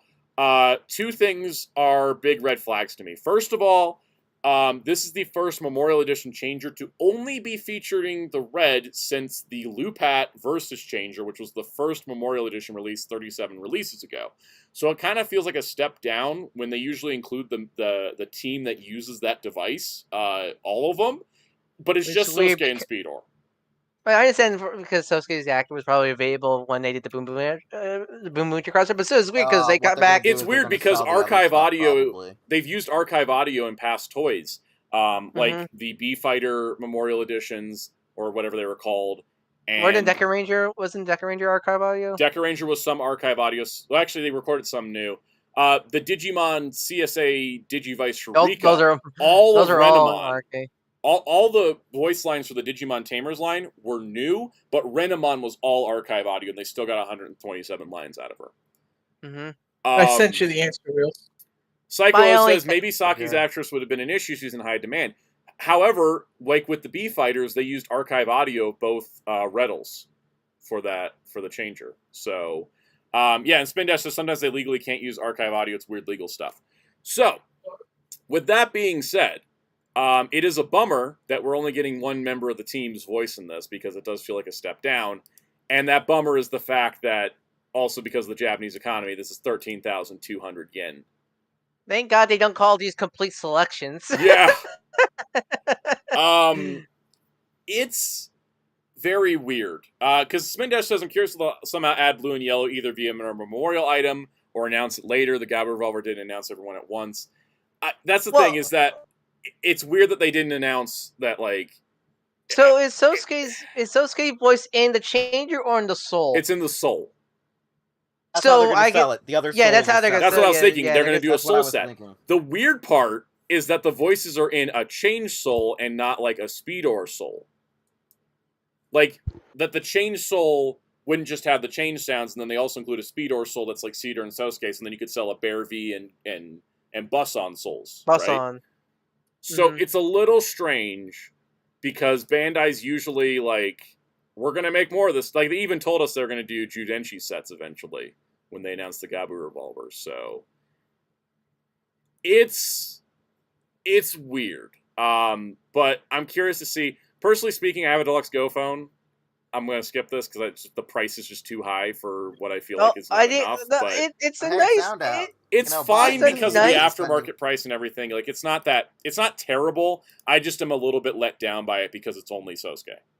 It's a nice upgrade to the original, but like not like a major one. I think the one changer that'll get a bigger upgrade is what's the Go Wing? The Wing Trigger, yeah. Because that thing's literally a hunk of plastic. Yeah. That thing's a literal hunk of plastic. Yep. Hellfire says, I wonder if also their pipeline is so backed up at the moment because, oh god, Bandai's output is horrific. I'm wondering that too, because the thing is, we're like, oh yeah, the Wing Trigger would be great, but we have yet to see the other Abba Ranger changers, the other Hurricaneer changers, or even a master license for Deca Ranger. They have a sword coming out. Marvel fan, we haven't done the tier list yet. We're still working on the news. People talk about how, oh man, Transformers is getting releasing too much, and they are, but like, I feel like Bandai is getting a little too hectic. Bandai's so hectic that they can't just... This toy I'm holding in my hands is a 2023 update or 2024 update to a 2017 mold. And all they need to do is take the same mold they have for Deca Master, add some new features, and they have a new toy. And they haven't done it yet, which is weird that they haven't even teased it. So it's like they're doing, I think, too much to where they don't have room in the schedule to do the additional changers. I think it's weird because I feel like, with Ultra Replica and DSMs, they usually do almost like 5 a month? 5 a year? Or like 3 a year? 4 a year? 5 or 6. Yeah. 5 or 6 a year. But we've gotten 37 Memorial Editions in 5 years. Yeah, and I think the problem is with Sentai, with Rider and Ultra is usually either they go alongside Anniversary or it's like it's just the next in line versus Sentai where it's so random because they're doing sometimes so much, it's anniversaries like Hurricane Abba and Deca, and then sometimes they're like, let's celebrate the 16th anniversary of Go-Ontra because he's showing up in Boom Boomtra. And plus, them doing the Memorial Editions of the recent seasons now. Like, it's not like with Ultra, like Ultraman, there is those memorial stuff after the season, but it's only like a slight upgrade. Not like an entirely new mold, the way that Zenkai, Dawn Brothers, and King Oger were. Yeah, I think that's kind of the problem with Sentai right now with the P Bandai is they're doing it's doing too much. And I think it's too much that Bandai can't handle it. Yeah, and as Psycho said, Gokai's Silver and Tukai's the only 6 with memorials. Because they're doing like the main one and then they're moving on. They're not backtracking. So I don't know, but I think this looks nice for what it is. But for me personally, I just can't justify that money for only one character's voices being in it. But Soundout, it's better than justifying either an autograph or a photo. We went over that. We went over that at the beginning of the stream. We included your tweet as your comments as well. But moving on, because I want to get to the X-Men tier list. I'm getting antsy. Boon, what is this called? Yeah. What are these called? This is the deluxe Boom Boomger Robo monster set. So these are the next 2 cars. This is Boon Marine and Boon Safari, and together they turn Boom Boomger Robo into a cool looking dragon, and it makes me sad that he can't bend his knees because I feel like the suit actor's going to do that, and he's just going to be all like, "Rawr, I'm like a kaiju." Yeah. But it looks cool. I'm excited to see it in the show. I'll say I'm really surprised we haven't got our 6 Ranger yet. It's like they're actually being patient for once. Yeah, they are. They're actually really pacing this out, which is actually nice. I like it. We're establishing the team better. All right, moving on. Next thing, there was an announcement that they're reissuing Victory Robo, Max Liner, Grand Liner, Bio Robo, the Bio Dragon, Balzion, and then they put the teaser up for the Victory Mars Super Mini Pla kit. So I'm very tempted to get these. I heard great things for the Go-Go 5 Mini Pla, but also like the Go-Go 5 Lightspeed. You gotta worry about the elbows of fire. A couple of people had the issue I had where it just snapped once you assembled it. Okay, I heard that because when it comes to Sentai Mini Pla, when you put the fire engine together, it wasn't as wildly known as like say One Tiger, but it was like an issue that like the shoulders in regular Victory Robo do break, because there's a lot of mini plot guys who are like, good thing I bought like 2 or 3 of these, or good thing I live in Japan where I can just buy one at a time. But outside of that, everything else was solid. But it's just like for some reason the fire engine was the weakest one. That being said, Victory Mars I think will be pretty great. The question is he going to come with the lights of Ginga? That's what a lot of people are worried.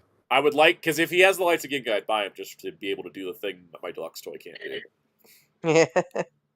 But we'll get more details on that soon, and then we'll go on to that. So next up is SH Figure Arts. These are not. It's not like anything groundbreaking. I think it's all expected stuff. But let's get to it.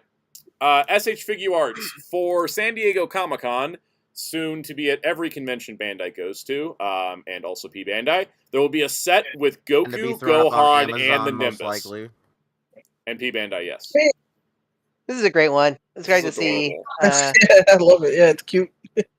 It's also Gohan. It's also like our first Saiyan Saga Goku. Is the Gohan a actual figure, or is it a statue? Oh yeah, what is it? Yeah. He looks like a static figure with maybe movable arms and head. So I think Goku number 36, according to Spin Dash.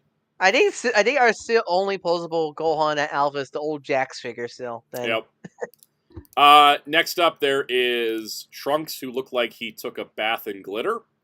I think this is specifically Spirit Sword Trunks. Yeah, that's the Goku Black. Yeah, because he's in the Galgun. And the thing about this is since it's got the premium color scheme here, it has the clear heads. Oh yeah, clear hair. He's doing the Galgun. So that's the Super Saiyan Rage one then. No, because Rage you have the whiteout eyes if it was Rage. I see the metallic. I know that's the Hope one. I think this is This is just the regular Super Trunks release. Well, I see when he's glitter like this. Well, because I like just the premium con colors. Because when the con colors come out, they always give a nice. They should include the. I think they should include the Spirit Sword because at least you can make an excuse as him glowing from the Spirit Sword energy. I agree with Ryan on that one as well. Yeah. Might as well just make him the Hope one. There's also a Jiren with shiny pants. It did come with it. So I guess it's his right. Do you ever get a meme for that glowing red aura form of his? Yeah. No, but it is a transformation in Dragon Ball Legends. So they I count it guess. as one. So I guess is what it is. It's him in his full rage power mode here. And Yeah, then there this will is what happened, be guys. and This is what happened when I was gonna say Naruto Top 99 Kakashi is the other one. So you want to go back? I like to the shuriken. I like the shuriken he's come with. Wheels, what were you gonna say about here Jiren? it is, because no, I was saying that this does the original release did come with the sword for Trunks, so this should have it in that release too. Yeah. It's just gonna have a color scheme. There also is a Godzilla. Wheels, which one Godzilla is this? specific? Yeah, Wheels. Which one is this? Do. I need to see it. Yeah. Okay, I think this is. I think they're reusing, and this is hypothetical. I think they're reusing the Godzilla vs. Biolante's one or the Ghidorah one, and I think they're trying to indicate that this might be Godzilla Jr. at the end of Destroya. But I don't. What's the actual name for this release called? They didn't put the names out. They just put out a gallery of images. Yeah, it's just Okay, a Godzilla. So without specifying, I'm assuming they're maybe referencing the scene at the very end, or it's supposed to be just a specific reissue of the Bio Goji, maybe. Spin Dash says he saw people say this is one that makes sounds. Oh, really? That would explain why he doesn't look like he has much articulation in the torso. Yeah, it's that special Bio Goji that came out. Hold on, let me go find it. All right. I'm going to move on to Pan. I'll go find the name. While you look for the name. Pan is up for pre-order on P-Bandai US and all local P-Bandais for $60. For $60. Not bad, honestly. And you get Pan and Giru from GT. Hey! So you can complete your GT trio. Yep, GT trio is complete. I like how they recreate that one shot of her from the GT rap opening. Drinkable GT. She looks pretty great, and there's your happy little GT crew. Isn't that great? You think the GT Grand Tour? I just think her ultimate in Dragon Ball Infinite Worlds the Budokai 4 pretty much. Yep. She's going to come out in January 2025, and she's a worldwide same-time delivery item, meaning that she will be released same time Japan, US, all over. So. I really wish they could see that normally. I hate that Kaiju number 8. It's only June for US, or July. Right? So yeah, she also, I think they said she comes with something for Goku. Bonus Son Goku GT facial expression. Okay, because Trunks comes with the tail. Yeah, so I think she comes with the happy face for Goku. So I'm calling him Giru. I don't care if they say Gil. His name is Giru. Okay. Wait, is Gil the rules. Is Gil the Japanese name? Giru is phonetically Gil. Oh, okay. Okay, this might be a reissue of the Kokoku Kyoku. The Kyoku. I just saw that Spin Dash typed it in the chat. Kyoku. The light up. Yeah, it's the light up version. Go. Oh, that's why he's glowing from the back. 'Cause he lights up. Okay. If it's not the light up version, then it's just a reissue of the basic 89 that they released, I think, last year or two. Okay. Because there was a basic 89 that did come out. There was. Orb Trinity.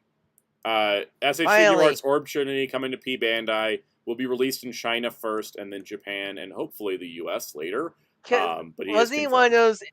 I remember he was one of the infamous, always in the Tamashi shows but never got released figures, right? I think so.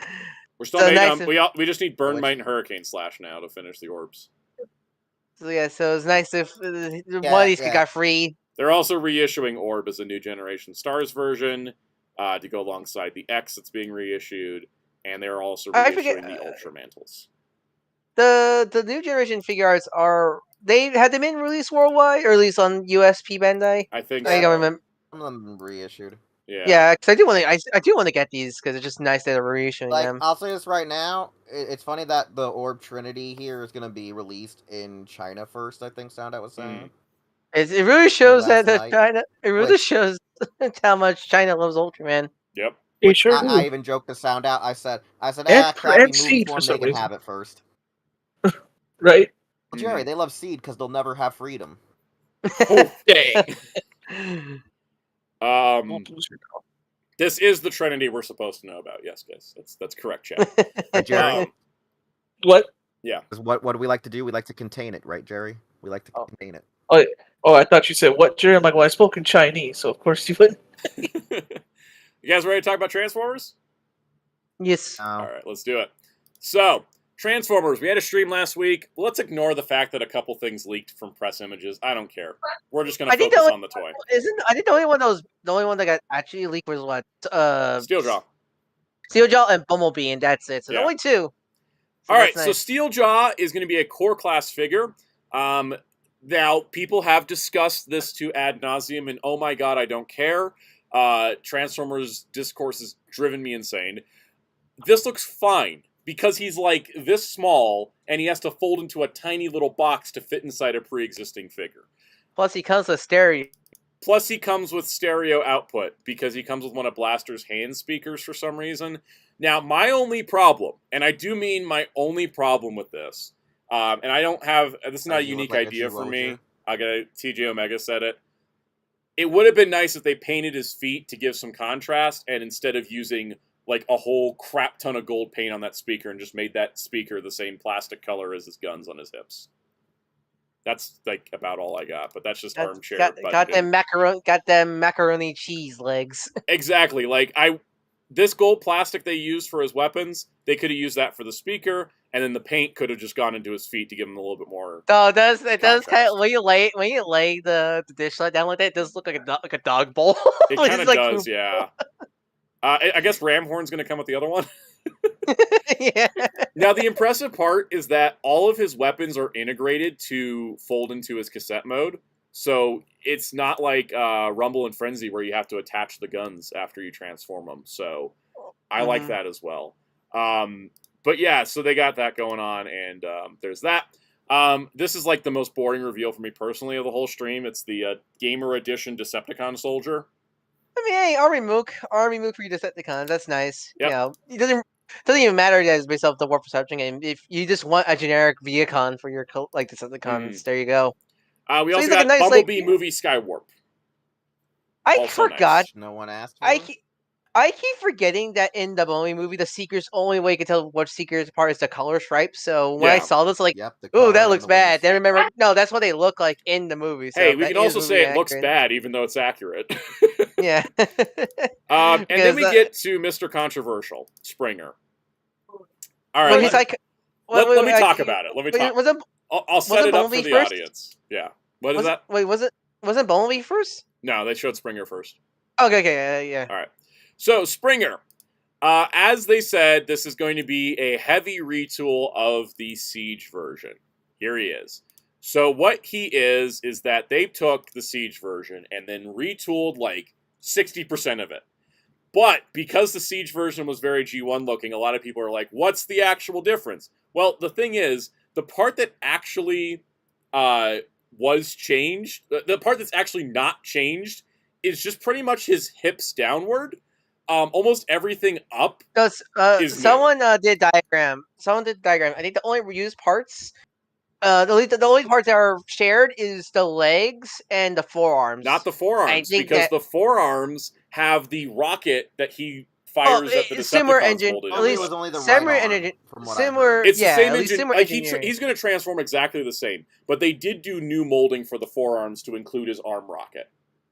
Mm-hmm. So when you're talking about what's actually new parts, it's pretty much everything except for the legs from the hip part down and then the head.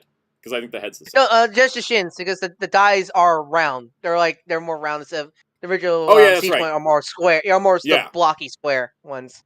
So he's heavily retooled. The thing that they kind of, I think the problem is right, like they needed more budget than a Voyager, but he's not really quite worth leader price, and I can acknowledge that. Mm-hmm. They did include the missile he loaded into. They included the missile he put into the thing. They gave him articulating fingers, which is nice. The missile he included in the thing. He has a helicopter blade sword that transforms, but he also comes with a more accurate second sword, and he comes with the gun that Ultra Magnus had. Plus, they threw it. They even said it's not really in the movie. We threw in his iconic hammer as a joke. But the thing is, they were like, we still had budget in the tooling, so we gave you an extra weapon. Was what they were really doing. And people were like, they shouldn't have included that hammer. And I'm like, well, so you wanted less plastic? The problem we have with brought up? Transformers is that there is no price point between Voyager and Leader when there really needs to be.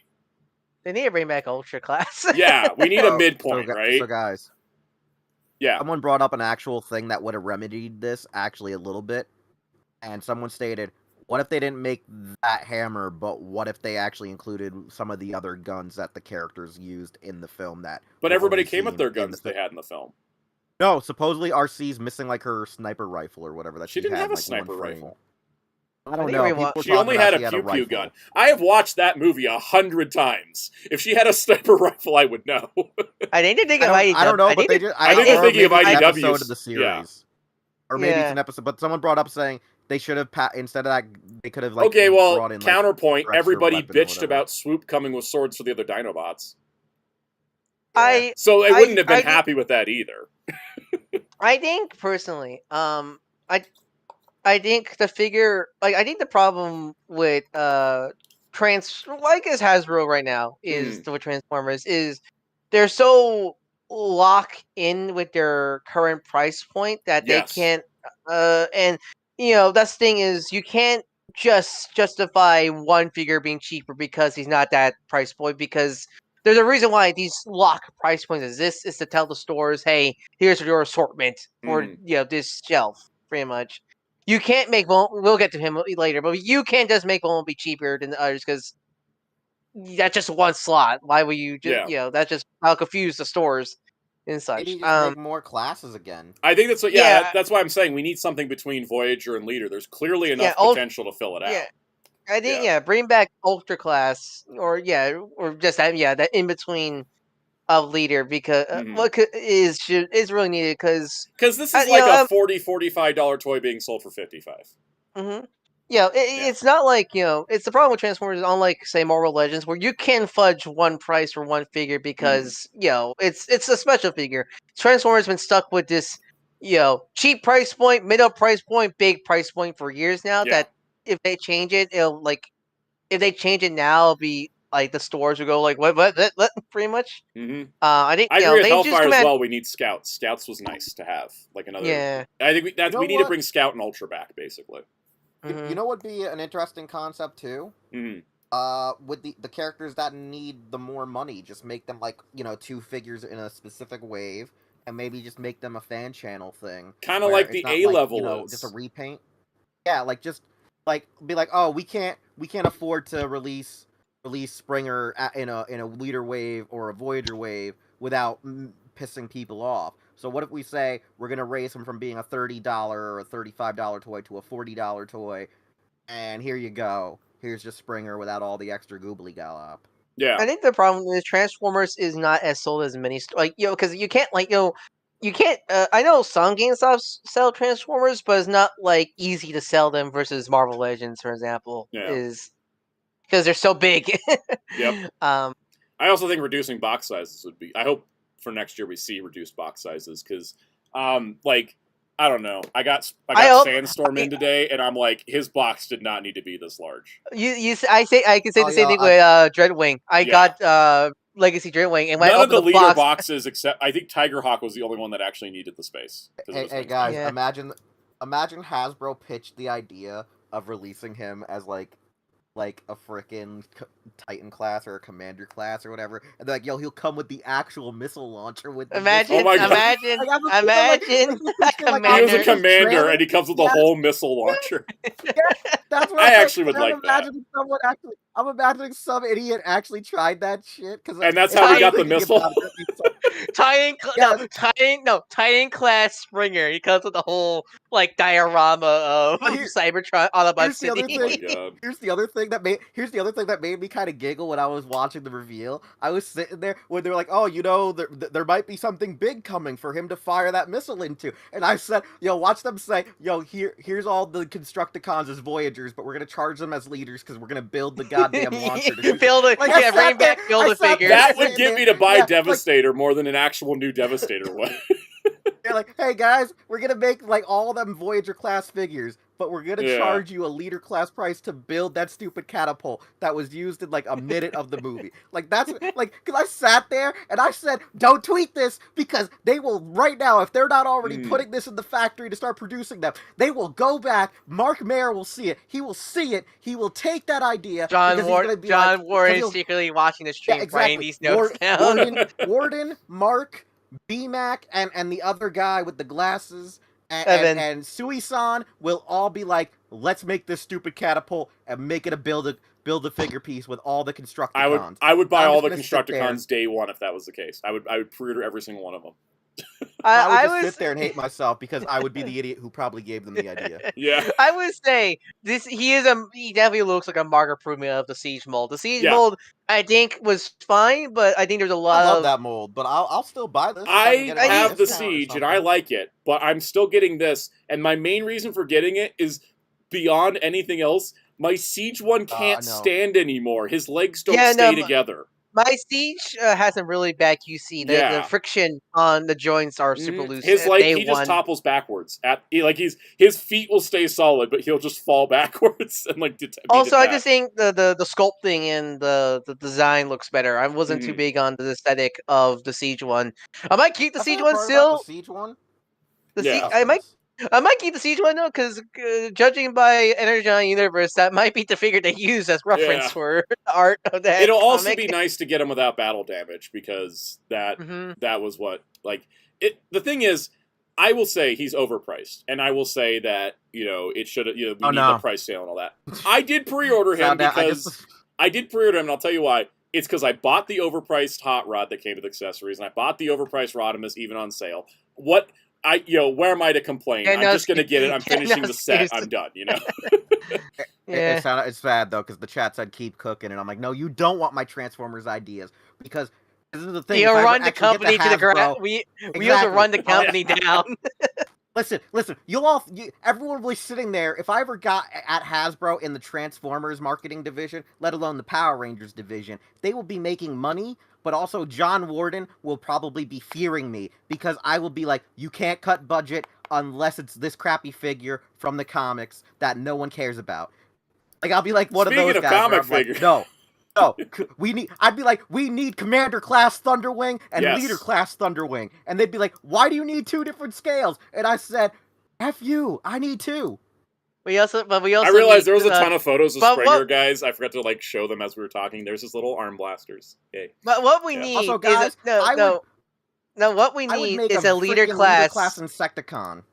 No, what we need is we need a leader class. Was it Skirt? Was not Skirt. Who's the yellow dude in the Marvel comics? The little yellow dude in the Marvel comics. Scrounge. We need a leader class Scrounge. Yes. Like I would make a leader class Prime Universe Insecticon, alright? Alright, next up. Studio Series 86, A-level Deluxe Class Bumblebee. A-level, as they described, are not going to be... They're doing this with Marvel Legends as well, with that reissue Iron Man and Iron Spider from the MCU. What these are is that they're going to be kind of like evergreen product on the shelves. This Bumblebee and the Transformers 1 Optimus Prime are going to be, I think it's 4 each to a case, and they're going to be stocked regularly, separate from waves, so that they can be in stores more available. So while this guy sold out pretty quick on Amazon and stuff, he was never up on Pulse, he should be available. I think they're going to get to the point where people are going to start complaining that they're seeing too many of them. I know people talk about the size because it's just B, and we already talked about Springer, but I like him. I like him too. For me, B, I never liked the Earthrise Bumblebee because he was kind of a gross mustard. And also, he just looks so gloomy. And, to me, Bumblebee, such a G1 Bumblebee, is always this kind of friend-shaped character. He needs to be this, little pudgy guy that Optimus can hug. So, I like this mold better. Also, I love his little, Beetle Racer mode. I love that they gave it, you put the gun on the back, so it has, that kind of, that silver lip on the original toy. But it is more animation accurate for everyone going... It's not exactly like a Volkswagen. Yeah, because it wasn't in the cartoon either. That's just how it goes. Also, people were talking about the black tell windows. The story about you. Hey, Wheels, do you really want this? Because I'm either going to flip it if you don't want it, or I'm going to charge you more. Me, what if I pay you next month for it, and you keep it at the price it's already at? You didn't say that part. You just said you'd pay me next month, and I'm like, we got to discuss price. They also talk about Well, that was the what I black implied. windows because I know people were like, it should be blue, even though they literally said the reason why it has to be black is because of structural. Because I'm pretty sure one of the black parts is probably the arms, probably, and they can't paint that blue. Exactly. So, yeah, and I'm glad they did it all black and not do like some horrible like, oh, blue window, one obvious black part on the windows. Mm-hmm. All right, so then we get to the best reveal of the entire freaking year for Transformers. Nothing's topping this, he says. Well, things possibly could. Oh, it is an actual proper Straxus figure. And I gotta say this to all the people complaining that we were getting a second Straxus toy. Only his second toy in 40 years. They're like, we don't need another Straxus. We got one in Generate. No, shut up. We needed another Straxus that actually looks like him, that's properly scaled, that looks proper, and is a proper Straxus, and don't you be complaining about remaking characters we already have. He was announced right after a Bumblebee. And also main Straxus and not Dark Mount. This is true, yes. So Straxus here is a heavy retool of Kingdom Galvatron, which works perfectly because Straxus' original alt mode before Galvatron was a laser cannon on top of a mountain. So, he looks fantastic. I know people have mentioned lack of paint, but guess what? He was part of a 4-color comic book. Yeah, the Marvel comics did not have much color. Marvel comics did not have the Marvel Transformers comic did not have a lot of color for the characters. Yep. Plus, they added the shading, the proper shading in the proper areas, so he matches the other comic line figures. He is a Pulse exclusive, and he is the third one in the series. A part of me. They even brought out an original comic with the original colors, not the IDW reprint, to show how they match the colors. Yep. And that old newspaper quality paper. I'm not sure if you're able to sell chain because I know this doesn't match the other comic characters, but since he's like he's a new character, I kind of wish he didn't have the cell chain, so I can just put it. I think because it's just a little bit on his arms and legs, I'm not even going to notice. Yeah. Yeah. I'm so excited for this. And they showed the box art where he's fighting Blaster, and of course they talked about the connecting spines, and the question has become, who could the fourth one be, right? Who's that? Yeah, who's that? Like, I have one guess, and I could be wrong on this. I think it's Zaron. Zaron is a comic exclusive character who was in the comic for an extended period of time. He did not transform. He could use a Megatron mold. Digibast, a Perceptor mold. They said it's going to be a big deal when they announce it, and they're getting like a special guest to announce it or something. This is my only guess because the hand color is gold. I don't have any other guesses beyond that. I went looking for it. Hellfire says suppose it's 2-pack. I've heard that rumor too. I feel like Zaron is part of this. It definitely has to be 2-pack because Thunderwing's leader figures. What was that? What was Thunderwing's original hand color? Green. Yeah, so it can't be him. Yeah. And I think that they are doing they're doing a comic exclusive character, not something that would get. I mean, also Thunderwing says it has to be a new mold because you can't. I don't think there's any figure that you could remold. I don't want them to. I want a new mold Thunderwing at this point. They made me wait because if they were going to repaint Black Shadow from Titans Return into Thunderwing, they would have done it back then. They didn't do it, and I'm mad about that. So now I want a new mold. I'm up my standards. Spin Dash, it's pronounced RC. Like RC, not RT. It's RC. But anyways, I don't think it's Thunderwing because the color... There's also like this little red bit, which is throwing me off too. We'll have to wait and see. If it is a 2-pack, that would make sense because this was like Voyager Leader. So, we shall see. Anyways, I'm excited. Beyblade Transformers are happening. Like actual real ones. I remember they announced ones before, but those are only digital ones. Yeah, so these are real physical toys. A 2-pack of Optimus and Megatron, and a 2-pack of famous forever rivals who fought always in many places, Starscream and Optimus Primal. To be fair, they're at least together in the same show. To be credit. But at least they like repped Beast Wars, so that was nice. But that was the Beyblades. I don't think there's anything else in the stream, was there? Is that it? Pipelines. Okay. Also, I think they listened to your criticism for last time. They did. Last pipeline. Remember when I was like, "How do you not have a picture of a Cybertron hotshot?" Right. This time they gave us the packaging art and proper Cybertron Vector Prime. Yes, exactly. Yeah, the images were misleading on the last pipeline. they actually listen and they update. Now they're using the packaging art, which I think is fantastic. When they should have done in the first place, honestly. Exactly. So we have Energon. Also, it's nice. Yeah. Also, it's nicely animated in all 3D. Oh yeah, it is. They're like all floating and stuff. So we have Energon Galvatron Core Class, which is obvious repaint. We're getting another version of the rock bike. Yeah, the rock bike. Just blue this time. Yep. We are getting Deluxe Class Quake, who seems to be using the Skullgrin mold, and does have his target masters, which is good. I think that does complete the Decepticon twin. I think that completes the Decepticon twin target masters. Yes, we just need Spinister's target masters. Weren't they available in one of those like stupid Siege multi-packs? Yeah, but they're not in the same style, so I don't really like. Yeah, that's the problem. Yeah. We're also getting Slipstream, which is a Windblade retool. A lot of people point this out, and I do agree that it seems like, because this is just art, it could be different on the final toy. It does seem like they didn't remold the chest to give her like the Seeker, like nose cone design. It's one of those things where they had to find a way to reuse that mold, and they at least painted it like it. They at least painted it like a cockpit. All I'm just hoping is the head looks a bit better because her head looks really square in that artwork.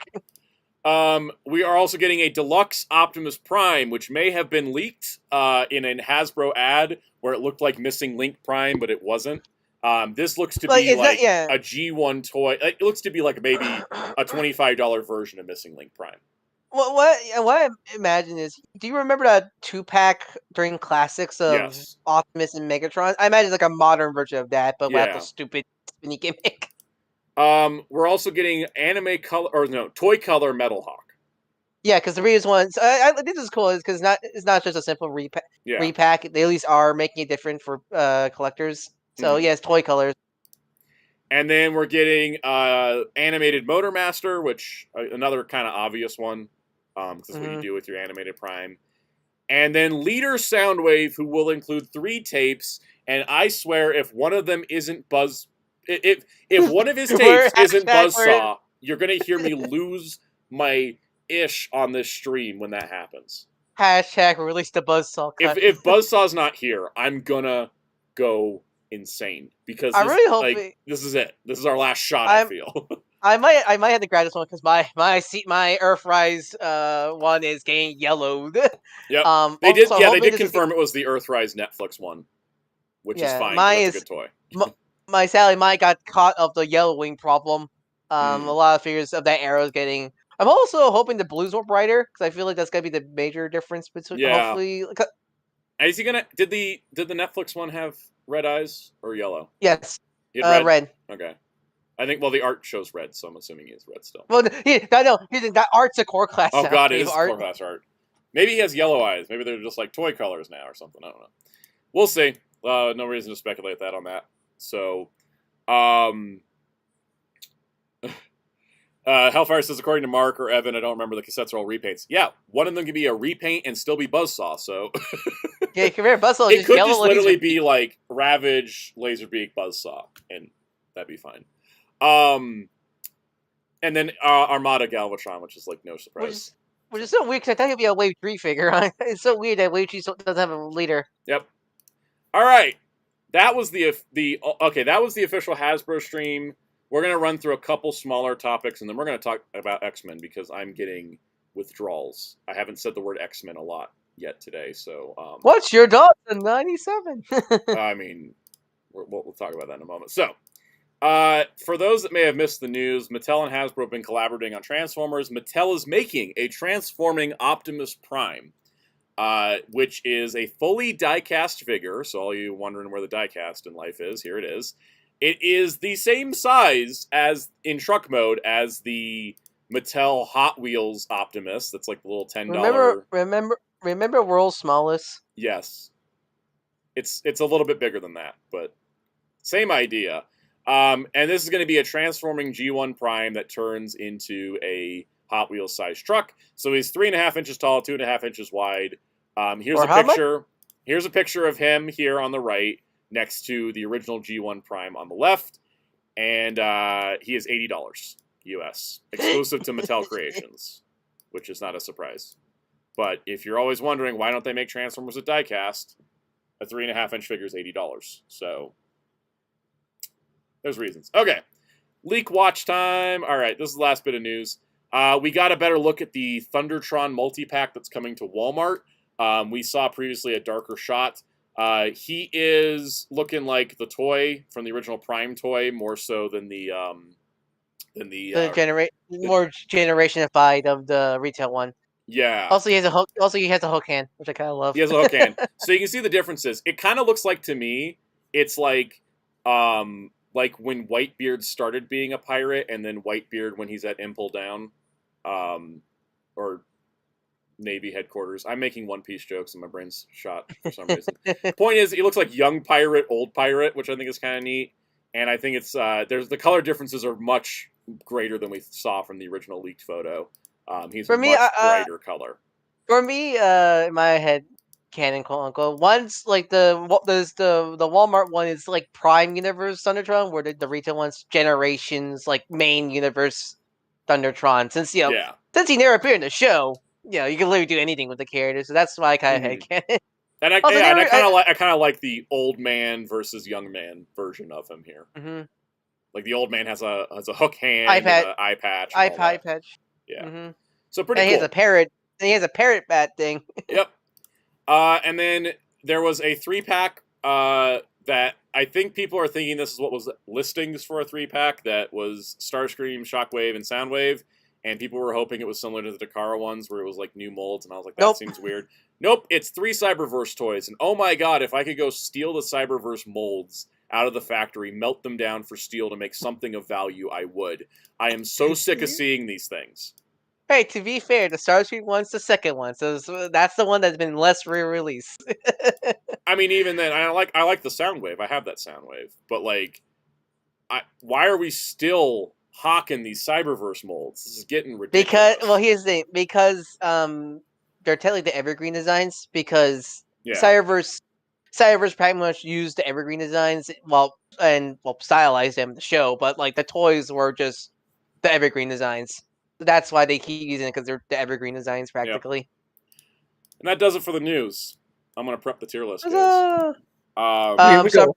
I'm probably gonna head off now. I'm gonna head off now because work. But also, I haven't fully finished my rewatch. I only just watched the first 3 movies, and I want to go in with fresh opinions on this. Good idea. I'll do quick ranking. X-Men 1, C. I don't think that movie aged well. It has not. X2. I would have made an A, but then I read the original. God Loves Man Kills. God Man Still Kill book.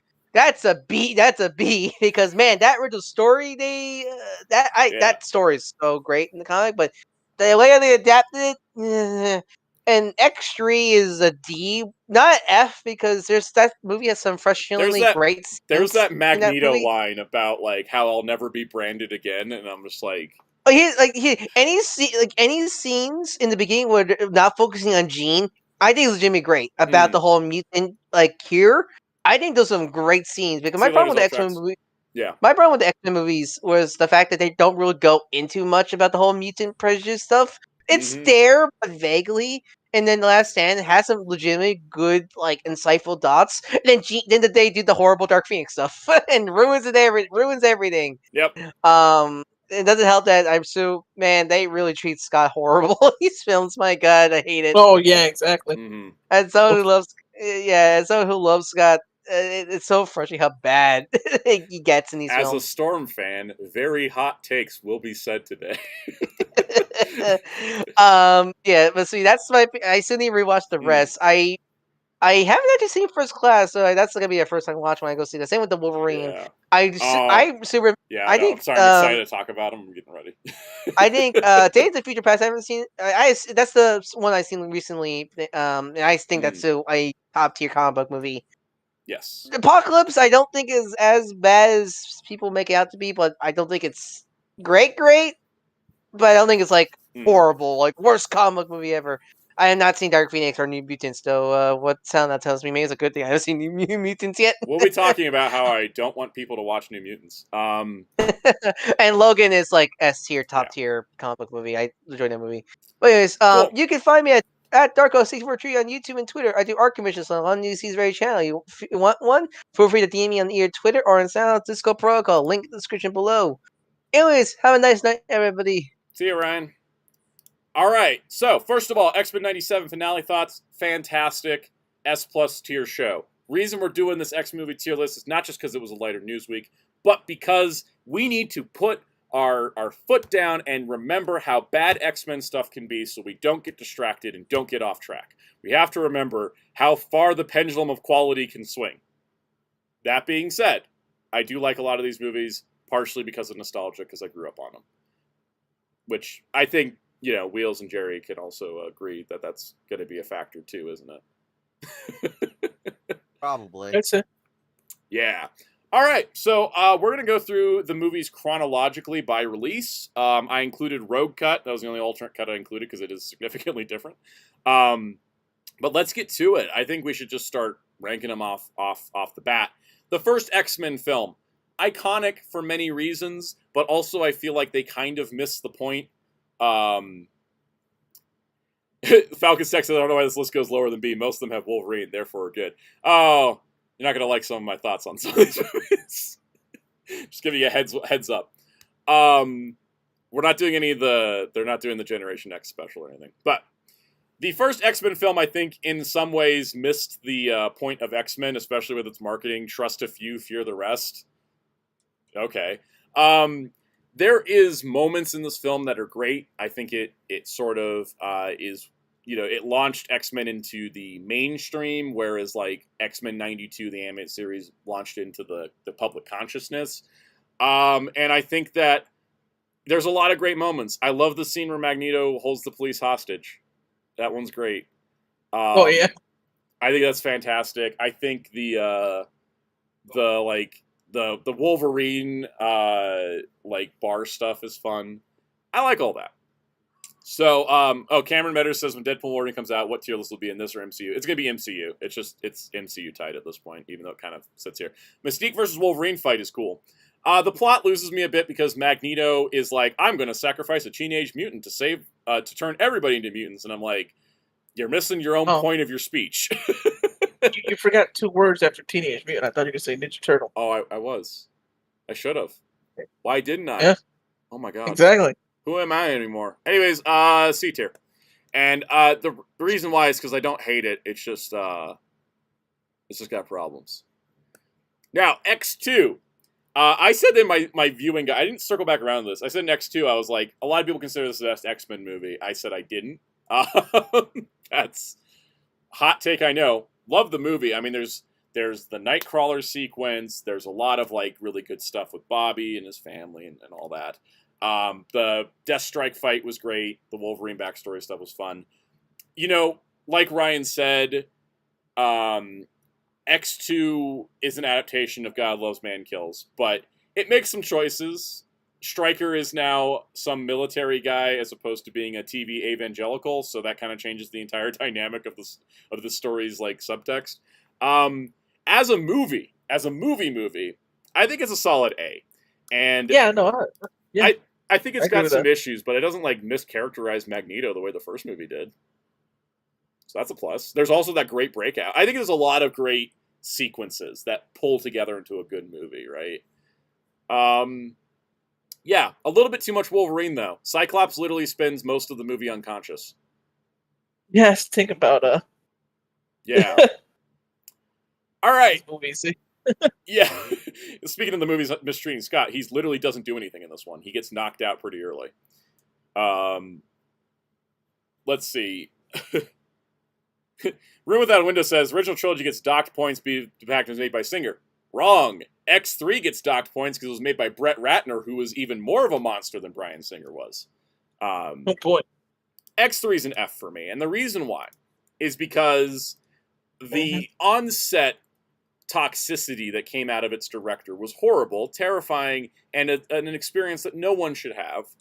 And they couldn't even make a good movie out of it. Like, it wasn't even worth the pain. There are moments... That movie's such a mess. Yeah, there are moments that are good, like we talked about. Like, almost every scene with Magneto's pretty good. But there is so much stuff I hate about it. The Cure subplot doesn't really work. The other stuff just doesn't Like, it doesn't click for me. It doesn't work. There are moments that are iconic for different reasons, but it drags all the way down because if I had to be on a set with Brett Ratner, I'd be like, well, this movie better be at least good for all of the pain we're going through. So that's why it's an F tier, because it's not. It wasn't worth it. It wasn't worth the hassle. All right, X-Men Origins Wolverine, obviously an S tier. No, I'm just kidding. It's like a D. We're not repeating my April Fool's gag. X-Men Origins Wolverine. Thoughts? Okay. I sort of enjoyed the movie, but yeah, D. It's not great. There's just things I like about it, but there's too much wrong. Like, I rewatched it a couple years ago, and I was like, you know, that wasn't a bad movie. It's just a bad X-Men movie. Yeah. I get this too, Santa. You know how I first watched that movie? How'd you first watch it? Of all things, I bought it on Blu-ray when it came out, but I didn't get to watch it on Blu-ray. It had a code for iTunes, and I had an iPod Nano. Oh my god! I watched X-Men Origins on an iPod Nano. Do you remember how tiny those are? Yes. Oh, that's hilarious. That's amazing. That's iconic. It's the first time I watched it. I was like, you know what? For such a tiny screen, it worked. That's probably why I don't hate it that much, even though, it's a mess, too. It's a mess. I think if you just take it in a bubble, it's fine. But the fact its continuity doesn't even line up with X2 is hilarious. Like the chat said, Origins was fun until they messed up Deadpool. Yeah. You know what's funny? Messing up Deadpool doesn't bother me as much as Scott being there or Emma Frost being there. Like, what is going on with the continuity here? It doesn't make any sense. Exactly. Like, what do you mean Emma Frost is, like, the sister of Wolverine's, like, love interest? What? So weird. LPH is right. The game was way better. I love that game. That game's great. Game was amazing. All I know is that it was fun watching it in theaters. Yep. And it's fun watching it now because it's like Van Helsing. There was a time where I saw that movie and I said, no, I will not watch you. Yeah. And then now as I've gotten older, I'm like, no, it's a Hugh Jackman movie. Watch it. I think you can kind of I think you can just kind of enjoy it as like a B tier, like a B level Hugh Jackman movie, right? There's charm to great. I think what's charming about that film is just that, like, if we didn't have that film, we wouldn't have the goat that is the Wolverine, and that movie is amazing. That's true. Though it makes no sense either. We'll get there soon. It's great. Room Without Windows said Van Helsing is so dope. It is. I watched the movie in theaters, and then everyone was like, "Oh, it's a bad." And I rewatched it when I bought the 4K, and I was like, "Oh my god, this movie's great." Didn't you and me talk about that Wheels a couple nights ago? Yeah. Yep, we were. It's not like when I watched Madam Web over the weekend, and I was like, "Oh, that was as bad as everybody said." Yeah, no, we were literally talking about Van Helsing because something happened where I brought up to Jerry. I said, "Can you move closer to your mic? You're getting distant." I gotta get my charger. Give me. Okay. Anyways, Master Ben 95 enjoyed Deadpool here. See, I'm not like the biggest Deadpool guy, so I don't think the Deadpool thing insulted me as much as the Emma Frost thing or the Scott Summers thing, or the deleted scene with Storm. Oh my god, that was awful. Oh, I remember that. Yeah, that's on the Blu-ray. Yeah. Okay, so I was saying before I had to go get my charger. Yeah, no, it's just one of those things. Where a couple of nights ago we were just saying about how local TV stations just, like, for some reason really love the hell out of X2 and Van Helsing. So we were talking about I think it was Hammer Horror and oh yeah, I was explaining to Jerry Hammer Horror and something about Universal Horror because I was on a tangent talking about how I think Peter Cushing being actually the monster as Frankenstein. And then Jerry was saying stuff about how, like, he asked me, hey, yo, that whole Universal stuff, right, though? Didn't they reference Hammer Horror in Van Helsing? And I said, yeah, they combined both, in a sense, into that lore, and made their own thing. And then it was me talking about how, like, that thing got so overplayed that I hated it for a while. So I answered a couple things in the chat. Counter64 asked if Madam Web is on Netflix. It was. Room Without Windows said it had me laughing my ass off. It did too. I was laughing at parts I wasn't supposed to. Ace says, Deadpool is one of my favorites, but his depiction here is worth it for the joke in Deadpool 2. I agree. And Mutegi says, what happened to Storm on the deleted scene? So the deleted scene was like Team 7 with like Wolverine and Sabretooth and all them just on a mission, and then just randomly this child walks up, puts her hands up, and it starts raining. And I was like, why? Why was she even here? It was just like, and look, that's the origin of Storm. And I'm like, what? It's very confusing. He's not kidding. That's what happened. 100%. No joke. Now, speaking of flawed movies, I think are great. X-Men First Class, I'm putting in A tier. Let's talk about X-Men First Class. Okay, so not a perfect movie, but I think we're grading these on X-Men Fox movie scales, not like X-Men in general, right? Hey, AR. So First Class, I love it. Matthew Vaughn was just doing his Matthew Vaughn thing, right? But I used to watch that with my dad. Yeah. I've watched that one a bunch. I think the 60s setting is fun. I think the way they're introducing like X-Men together kind of was fun. I like that they didn't go with the traditional lineup and they were kind of just throwing in people. You know what I like about Xavier? Mm-hmm. I like Xavier's movie because he's actually trying to be helpful. Yeah, he is. Not that Patrick Stewart wasn't like, but like here he's actually seeing him train was really cool. Train the others, especially like remember when he trained Hank. Yeah, he was like training Hank, and like he was actually being like a teacher and a mentor, and like how I was like, oh my god, the thing he's supposed to do, right? And like the relationship between him and Magneto, like this is some of the best Magneto stuff we've ever seen. Like if you guys have never seen First Class, chat, go look up the scene of Magneto in a bar. It's the most incredible thing I've seen with Magneto ever. It's so good, and there's so many scenes like that are like really emotionally powerful, and I think it's just and it shows the difference between Charles and Eric's backgrounds. Hey, Scotty. And how they end up being on opposite sides. And I think that's so good. I think it's great. And I really like it. It's there's some other things like Darwin was mishandled. But yeah, that was boy, like howdy. Boy howdy was that mishandled. Hey, this dude's all no, it's just he can adapt to anything. Sebastian Shaw with a little energy ball. Yep, not that. But then again, you have Kevin Bacon in it, and he's super good. And they made no reference to Azazel being Nightcrawler's father, so I'm totally cool with this. Jeremy Carr, we're not ranking Generation X because it's a TV pilot, and I haven't watched it yet, and I want to watch it before I rank it. Connor 64, Madam Web is worth it if you have a group of people together and you're all willing to laugh at a movie. Don't watch it alone. It's not fun alone. I watched it with my parents and we're just having a good time. So anyways, the First Class I think is great. I think it's up there. And that's where it is. One of my favorite scenes in that movie is just Kevin Bacon like being the Nazi that he has to be because he's supposed to be the whole. I love his shifting accent. Eric is on his. I love my favorite. That's one of my favorite things. But I was gonna bring up my favorite thing that I loved the most was the part where it's like him going, so I hear you can bend the metal, and like he does it, and he's like Wonderbar, and then boom, shoots the bomb or whatever. I was like wonderful, and then boom, I was just like, that's a Nazi right there. Yep, he's great. Master Ben says, I feel like Fassbender played a more comic accurate Magneto. I think he was written that way. I think McKellen could have done it better, and we'll talk about McKellen in a little bit as well. But I think if he gotten a better script. Let's see. Scotty says, he never watched Generation X. I saw it the night it aired. It was okay. I put Generation X at C. It was fine. I saw a video about the Generation X pilot. I know kind of like what happens, but I got really into like, I was getting really interested in reading Generation X, and I picked up the first Epic collection. I started reading it, and I was like, I love it. And so I wanted to read the comic first before watching that pilot so I could have like a frame of reference. So there we go.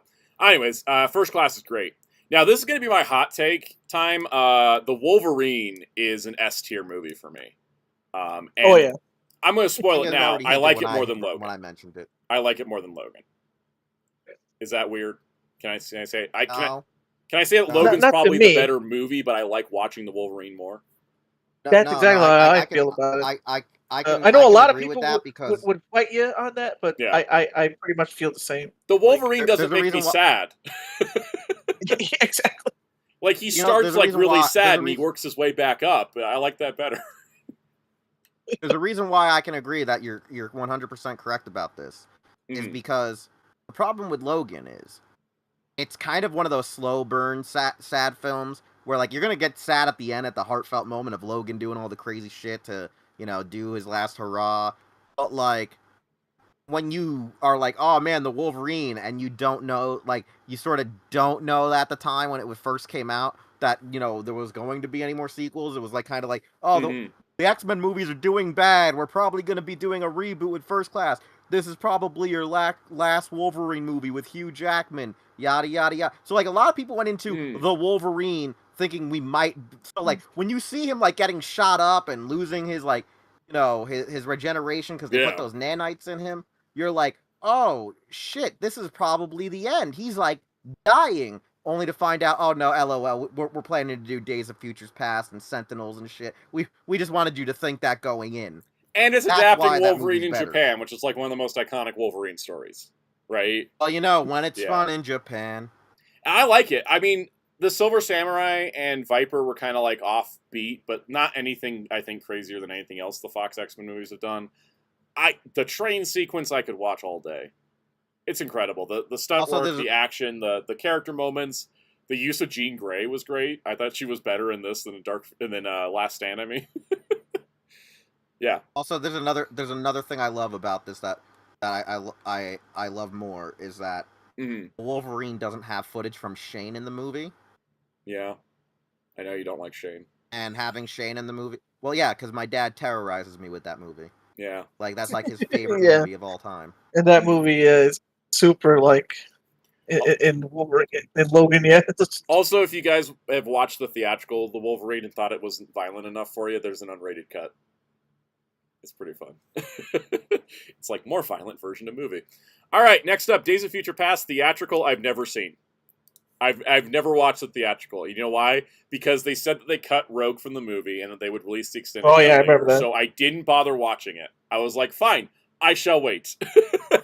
I think they announced that they cut Rogue and like the footage would be released like opening day, so it was like already too late because I went to go see it opening day with my dad, and I was like, the fuck was this shit? The press tour had them mention like because there was like a thing that like. You know, oh, Anna Paquin's back as Rogue. Oh, we had to cut her for time. And then they were like, oh, but we'll release it later. And I was like, okay. Like, I guess I'll just wait then. The theatrical version is just still a fun movie to watch. Yeah. But the Rogue cut is the better film. Like, it's not like... When people ask what's the best X-Men movie, when people say what's the best X-Men movie, in my opinion, it's the Rogue cut of Days of Future Past. Like that, right? So it's not like Dawn. It's not like it's not like Batman v Superman where if you're not watching the Ultimate, you're missing a chunk of the plot, right? It's like even counts, right? Like you can say even though you saw it in theaters, the unedited theatrical cut that we got on TV is way better than 100%. Because with the Rogue cut adds about 20 more minutes to the movie, and what it is they cut a subplot. So, like, the whole thing is, like, Kitty Pryde is using her powers to vibe Wolverine into the past, right? And so there's a moment where Wolverine lashes out because he has going through stuff, and he ends up slashing Kitty. And so then it's Magneto and Iceman who are like, what do? We got to solve a problem. And Magneto's like, I know where they're keeping Rogue. And so they go find Rogue so that Rogue can take Kitty's powers and she can continue keeping Wolverine in the past. And so while it's not, like, again, plot essential because it still works without it, it's actually the only action scene that Magneto and Iceman get in the movie pretty much. And they're, like, flying the Blackbird, and there's a lot of fun character moments. And what it is... I also love how it's used in the Rogue cut to explain how the actual Sentinels figured out they were hiding out in, like, Tibet. Exactly. Because the Sentinels just show up in the theatrical... From what I understand, right? The Sentinels just show up later, right? They're like, we found you. Yes. I'll tell you what happens, all right? Since I've watched both. In the theatrical version, they start their plan, and Storm says, with all of us mutants together, I give it about an hour to 2 hours till their radar sense us here. And Magneto says, all right, let's make sure this works. And so they're doing it, and Kitty is bleeding out, but Iceman does seem to patch her up right when the big battle starts happening. So as they're fighting they start doing everything that you see where Jinx gets triple penetrated 6 ways from Sunday, like she's in a gangbang. Iceman gets smelted, and literally Charles and Magneto do their last, like, oh man, I love you, bro moment. Yeah. So it kind of explains how the Sentinels found them then. Because they like, instead of the movie saying, yo, we're good, they can't freaking find us, the Rogue Cut's like, no, they found us because we had to go and get Rogue. Mm-hmm. I think that makes it kind of a more cohesive movie, and I think it makes it stronger, and I think it's also nice to have some more characters back, because this was kind of like our crossover of the original movies cast and the First Class era cast, and I think that kind of patched together. But outside of, just the Rogue Cut being the better version, I think there's a lot of great stuff in here. Mystique's speech, Magneto's speech, everybody's speeches, the whole storyline with Charles kind of giving up on the whole thing. I think there's a lot of great stuff. I think it makes it gives you the full X-Men experience. You have the mutants feared and hated part, you have them trying to work together, you have the ones that are being more aggressive, you have time travel plots, and you have Wolverine in it. I feel like this is the best X-Men movie because of that. I think that First Class may be a tad better of a movie, but I think that the Days of Future Past Rogue Cut is the best overall X-Men experience for the team in a single film. I think I've justified my S ranking, guys. Do you think I've justified it?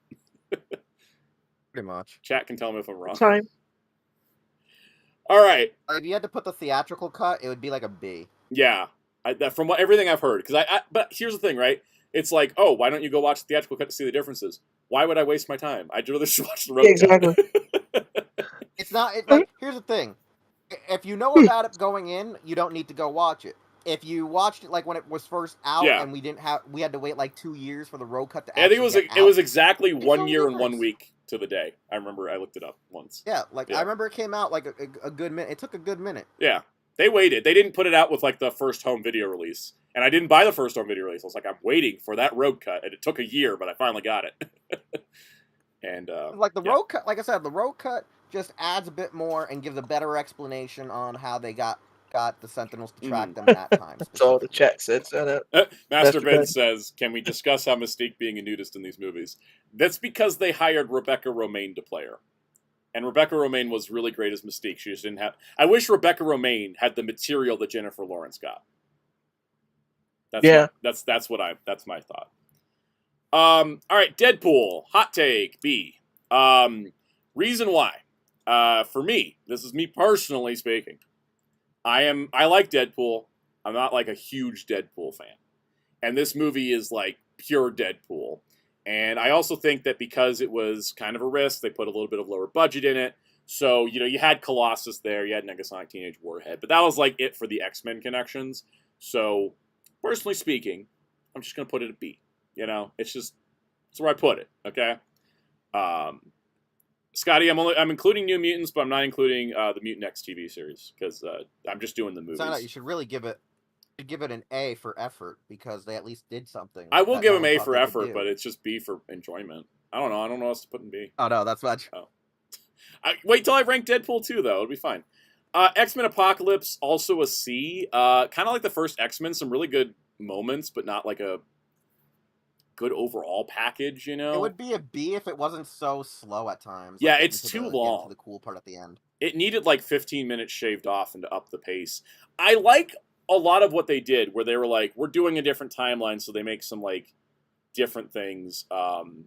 Scotty says, I know y'all hate me, but I hated Deadpool. However, Deadpool 2 is better. Yeah, we'll talk about Deadpool 2 in a moment. Apocalypse, I think, had a lot of great things. A lot of great moments. I really liked the way that they did Apocalypse's Horseman, because I thought that was kind of like a cool like difference. Like I thought it was cool to kind of give Storm like a villain role at first. That's different, at least. It's still problematic because all Storm does in these movies is fly and shoot lightning from her fingers. Like, she does other things. Wind, rain, fog, mist, ice. She can do all this stuff, but whatever. The movies don't treat Storm well. That's just how it goes. But I thought Psylocke was fun. I thought Olivia Munn was great. I thought making Magneto a Horseman of Apocalypse was cool. And I liked what they did with Archangel. I liked that they did a completely different Angel. Instead of him being like some, instead of being like a rich kid's guy, and he's like struggling with being a mutant because his parents like, you can't be a mutant, it looks bad on the company. I kind of like that he was like this lone punk rocker guy who like fought the wrong dude and got his wing like injured, and so Apocalypse is like, you want metal wings? And he's like, yeah, because he's just like all into 80s punk rock, and I'm like, you know what, I kind of dig that. It's not accurate, but I kind of dig it. You know? Yeah, it's kind of neat. Yeah, it's like, if you're not going to go accurate, go different. You know, do the Elseworlds. I also thing. like how they were able to solve the Apocalypse problem in the actual finale. Like yeah. Like, oh, how are we gonna actually get our way out of this one? Phoenix Force, and I was like, woo! That Phoenix moment was great. I thought it was cool. I think it was really funny that there was a lot in it that I liked, and then like was this the movie they introduced the new Nightcrawler? I like the cat. Yeah, yes, it was. Oh, this right. Remember, they had to delete. They're like, oh, the mall scene. They had to take Nightcrawler and Jubilee to the mall. They took Nightcrawler and Jubilee to the mall, and it's like the most fun scene ever, and they cut it. And then they did the And then they did didn't they do a Star Wars joke where they're like, "Oh yeah, the third movie's always worse than the Star Wars second joke. one." Yeah, did the Star Wars joke as in a sense on dunk on themselves because they were using Star Wars as the allegory for X3. Yeah, exactly. I see. The thing is, I hate it when a franchise gets too overblown, and like literally they have Jean Grey like look at the camera like, get it? We're talking about us. Yep. I like that stuff. I like that the Quicksilver scene. They I also like how they. I like the Quicksilver scene more than the one from Days of Future Past. To be honest, I like how they tried to also like infer the Jean Grey, Scott Wolverine love triangle was just because Jean like kind of unlocked his memories. Yeah. So, like I'm just like, the Phoenix Force put herself in him just to be like, I'm gonna keep this guy around in the future. If we keep talking about this movie, I'm gonna move it to a B. I mean, it technically should be. I'm gonna kind of bump this up because I'm kind of forgetting there is a lot of good stuff in this. It's just, I was gonna say I like the thing with Nightcrawler in this movie and the next one. I like the casting of Nightcrawler. I just wish he got to do stuff. I wish in these movies. I was gonna say I wish Nightcrawler got to do more. Days of Future's Past Stryker. Days of Future Past. Oh, Days of Future Past Stryker is better. I think. Yeah. Like the one that we have in Days of Future Past on this film. I like the Stryker here because it better establishes them going, well, how do we get him to stop being from the 700 Club to being more militant? Like, put him in the military. Yeah. We're not including TV series, Scotty, even though we should. We need to do a TV series. I mean, Scotty doesn't, no. But yeah, no, Apocalypse, I moved it up to a B, because it's not like X-Men where there was like more bad outweighing the good. I think this is more good than bad. All right, Logan. Contractually obligated, quality of film wise, it's an S. I just personally I like Days of Future Past and Wolverine more. That's exactly. That's how I feel about it. Because it's a good movie. But like the way I feel watching it, I can't rewatch it over and over like I can. I've seen it twice. You know why, Jerry? Do you know why? Jerry? And I know exactly why, because it's the same reason I do. I swear if you say Shane. You sit there. No. Shane does play a part for me, but not for Jerry. The reason it is because me and Jerry sat and watched those films with our goddamn dads while Logan's clone killed fucking Charles, who Logan saw as a father fucking figure. And, Stop and cursing. It's me and Jerry having it. You're pushing the limits. No, I'm not pushing the limits. I'm going beyond. Yeah, owe me $5 by the end of this. Listen, I'm paying you for the goddamn Bumblebee. Better be. Anyways, Logan is it's emotionally hard. Like John said, the monetization went away. Oh my gosh. Like I said, the problem is it's that weird dad family story. Me and Jerry see too much of ourselves, and we're just like, nope. That's literally Wheels. That's literally what was in the back of my head when I said I couldn't watch. Exactly. Yeah. because I was thinking of my dad. Yep, because my dad, even though he didn't watch Shane, he watched a lot of westerns and like said the father figure. At the end of the day, this is gonna be you and Jerry as Logan taking care of me, and one of you is gonna be the clone to kill me. Probably Jerry's borderline will snap and he'll kill me in my sleep. And Soundout's gonna be like, Jerry, no! And Jerry's gonna be like, and that's how the Age of Apocalypse gonna... starts. Oh Exactly. no. Okay, so on that note, as a Schaefer Jason said, it's always fun when Wheels goes off. It is. I enjoy it. Deadpool 2. I'm going to put Deadpool 2. Keep in mind, again, not a huge Deadpool. I'm going to put it A, right below First Class. I like it a lot. Yeah. I mean, it does up the X-Men factor by bringing in Domino and Cable. Oh, that's right. So I think that also nice scene Cable, very nice scene Cable. Very nice Cable. I liked. It's weird. But then if I was there, I'd have made a joke. I'd be like, "Man, Cable, you look a lot like Thanos for some reason." Yeah. I don't like this one as much as the first one, but I just the first Cable. one I like more still. But I like the first one more, but I like Cable, and I love the ongoing joke about dubstep. Oh yeah, the ongoing joke with dubstep killed me the entire time. Where he's like, dubstep sucks, and because even I'm a guy who like somewhat hates dubstep, but I'm also a guy who is like weirdly, I'm like, someone will say I hate dubstep, and you'll just see me pretend I'm Jerry at an EDM concert or something. I'm just gonna start like kicking people. Like, what you say? I love Domino in this movie. It's what elevates it above the other one for me is because of Domino. I just also I gotta say the good part is the Hitler scene. The Hitler scene. I watched that this morning and was giggling. That was too... and the time travel stuff was great. I mean, I think it elevated it for me from the first one. Was all kind of those elements. I definitely like the whole. What's her face? I love what's her face. The whole scene with Domino when she's like parachuting in, it's just like glorious. Especially when Deadpool's "What do you mean you're in?" Found out what's Negasonic's girlfriend? Oh, Yukio. When Yukio and Deadpool go all anime. Yukio. Hi, Yukio. Hey. Hi, Wade. Yukio's also in this, and she's not in the first. So that's also a plus. Basically, the short version is there's more women in this one. Oh wait, you know what's another good thing about this? Juggernaut. The Dupinder joke. The Dupinder joke. That one was good. Yeah. The one where he's like, I love you, Peter, and Dupinder's just flipping out in the background, and the Bowie joke. Don't tell him about Bowie. Like, I love those two jokes. Yes. You know, it's about Juggernaut and the fact that they got like an orchestral choir to sing a Juggernaut theme was good. Good stuff. Good stuff. All right, Dark Phoenix. That's a C. I can't put it in D or You made me watch F. that movie.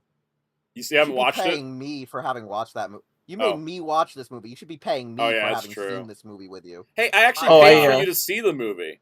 Didn't realize how sweet. Well, yeah, because I never watched Dark Phoenix, and I guess it's a good thing. It's fine. Bad. It's not like it's not good. It's not really terrible. Scotty said. Scotty, you say if Dark Phoenix wasn't so slow, it would be higher. I agree. It somehow is only 2 hours and it drags.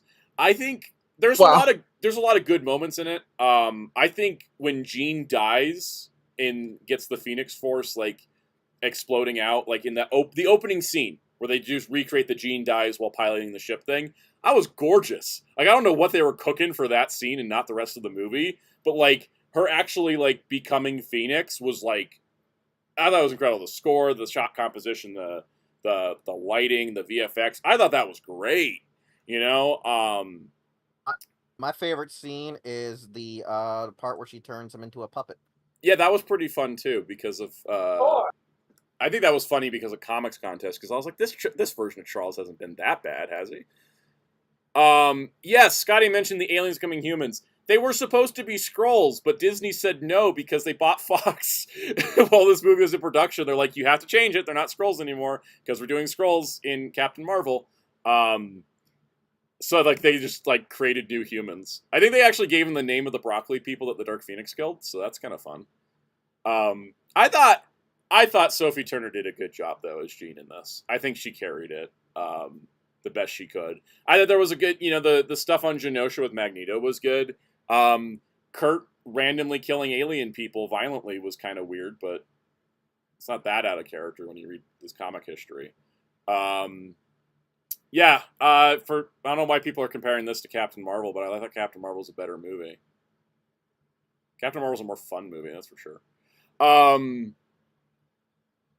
Cyclops didn't get sidelined, but Quicksilver did, which was weird.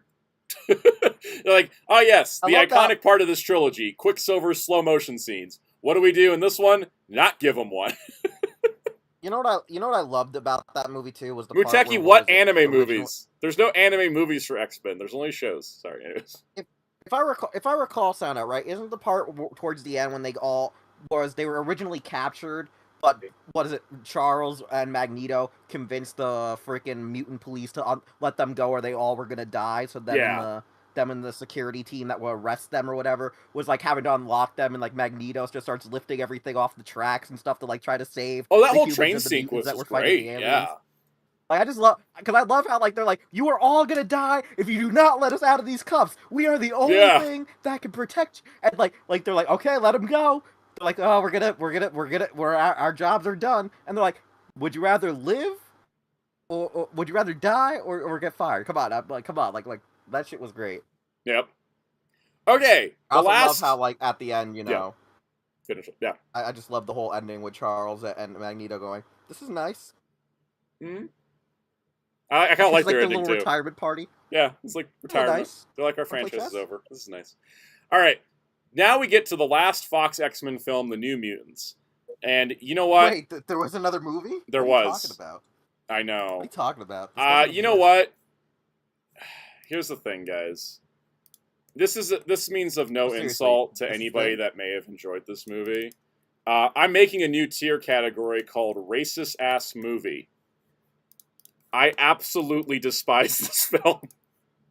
It's regardless of its filmmaking or story or plots or characters or casting, why was this movie so racist in 2020? I mean, it was made for like 2018 and it got delayed a whole lot. It is so racist. They saw the future, Soundout. They saw the future and they ran. I guess it's another one I should be glad I never saw. Yes. Anya Taylor-Joy was so perfectly cast as Magic, and half her dialogue is throwing racial slurs at Danny Moonstar. Like, how do you fumble a ball that easy, right? Okay. I'm gonna need to see this. Now that piqued my interest. Her saying the slurs. Her nickname. I was expecting the slurs being at. Her nickname for Danny Moonstar is Pocahontas. It just gets worse from there. Out of your mouth. I mean, I thought that's tamer than what I thought was going to come out of your mouth. Okay. I know, that's the only one I can say without getting demonetized. She don't. By any chance, does she throw out the RN name? By any chance, the RN name? Maybe. Please after a certain point, I started blacking out watching this. Because I'll tell you right now, ever since I heard Christopher Reeves say those when he was in a Western film where he was going against racism, but still hearing those words coming out of his mouth was still shocking to me. Mm-hmm. Also, racist casting for Cecilia Reyes and Sunspot. They cast one white Brazilian and said that's the same as an Afro-Latino Brazilian. No, it is not. And Cecilia Reyes was played by a white woman when she's supposed to be... I think she's also supposed to be Afro-Latina. But anyways, point is, racist-ass movie by a racist-ass director that when confronted about the racist choices of the movie, just said, I don't see a problem with it. So... Hey, that reminds me of a certain guy we know. Mm-hmm. On that note, that's the X-Men tier list. So I had to make a special tier for New Mutants. It wasn't just bad, it was racist. If this movie was made in the 80s, I think people would be like, oh, it was just made of the time. Like, no, this thing was made in modern times when we know better. My favorite part, though... It's also bad on top of it. My favorite part, though, is it was made in 2018 before our country decided to get major racist again. I know, right? It wasn't even like in the boom of the US being racist as hell, like everywhere you look. Like, I was like, it predated it. And I was like, what? Even anyways, that's why that's why that movie got held off on. It wasn't the Disney merger. It was that they knew the pandemic was coming and they said, hold on, we got to let it simmer. It's not ready to release this one yet. They were like, oh, if we release it during the pandemic, when it flops, we can say it was because of the pandemic, not because the movie's awful and racist. Exactly. So anyways, that's the tier list, guys. They waited for the right time. They're waiting for the right time. Good lord. It's funny because, like, that movie had 16 release dates before it finally came out, and it was not worth the wait. And as Scotty said, they didn't include Karma. And Ileana wasn't part of the original team. Yeah, exactly. So the top 3 films all feature Wolverine, because I think that's just where the best stuff of these movies come from, which is why I'm excited for Wolverine and Deadpool. Because Wolverine, it's great. So the Wolverine ended up being the top. Days of Future Past, Road Cut, Logan, those were top 3. X-Men First Class, Deadpool 2, and X2 is the A. Deadpool and X-Men Apocalypse is the B. X-Men and Dark Phoenix is C. Wolverine Origins D. Last Stand F. X-Men Days of Future Past Theatrical, not watched, and racist-ass movie, New Mutants. What about Night of the Museum 3, Muteki asks? Well, I have to find out if I've seen Night of the Museum 3, because I don't know. It was part 3? I know it was part 1 and 2. Museum 3. They made it in 2014? Oh, it was the one with the mummy. Okay, yeah, I did see that one. That one's like a B. Scotty says, is New Mutants even recognized as part of the X-Men cinematic universe? It's not to me. That's why, if you guys notice, when I was doing my X-Men viewing guide, I was holding up the Blu-ray covers for all the movies, and then for New Mutants, I mysteriously didn't have anything in my hand. That was... Oh, where did you go? Where did you go? What are you talking about? That'd be like, hey Wheels, you gonna do a history of like Godzilla movies? Also, it's like, hey Wheels, I thought there were like 30 films. Where did like 3 of the titles go? Yeah. What are you talking about? Like, where's Shin Godzilla Megaguirus in this film? What? I've only heard of that last movie. What were the first 2 again? Yep. I mean, that's also me with Godzilla versus King Ghidorah, revisionist history movie. I swear. No, the unfortunate part is I have to still leave that one in. I'd like to take it out. Oh, Muteki says, wait, do the Marvels count? No, because the Marvels and Doctor Strange Multiverse of Madness I'm not including because they just had like a little bit of X-Men like flavor to them, and that just seems weird to rank against them. It does not. You got to rank them as MCU movies, not as X-Men movies, because they're not X-Men movies. Kind of like when I rank the Spider-Man ones. Scotty says, you mean like how us old people only consider 3 films in the Indiana Jones are canon, no others? I mean, here's the thing. I think the best Indiana Jones canon, like the best material you can get from Indiana Jones, is the 3 films and Young Indiana Jones. That is like your block of canon. That's like, it's even better. Cameron Metter says, thoughts on Shadow and Sonic Boom. Well, it is the second most popular character of the franchise. See you later, Marvel fan. Thanks for coming. I hope you enjoyed the stream. Anyways, that's the tier list. I guess we can just chat for like... Should we do 10 minutes of chat just so we have an even 3 hours? Yeah. Should we just chat? Should. Chat if you want to chat. Oh, my God, Soundout. What? Oh. You okay, Will? My God, Soundout. Yeah, I gotta say this right now. Yeah. That shit, because you guys told me, you already did earlier, with the autographs. Bro, that is so predatory, right? I was telling Soundout to I was like, wait for Wheels to come here, because I went on a rant about it. He probably remembers what I said, because I don't. The reason why this is predatory, alright, I'm gonna give you reasons. One, it's probably the agency. Super predatory. But you should still offer a package deal. You should not have one or the other at the same price. And the package deal should not be a all-in-one package deal only for 10 people. Yeah. Exactly. One, it should be a flat rate photo and autograph, right? And if you do a professional photo op with them, with the actual rented guy, make that $100 or whatever. I don't care, right? So boom, that. Like if there's agency cost, I feel like the convention should eat the cost.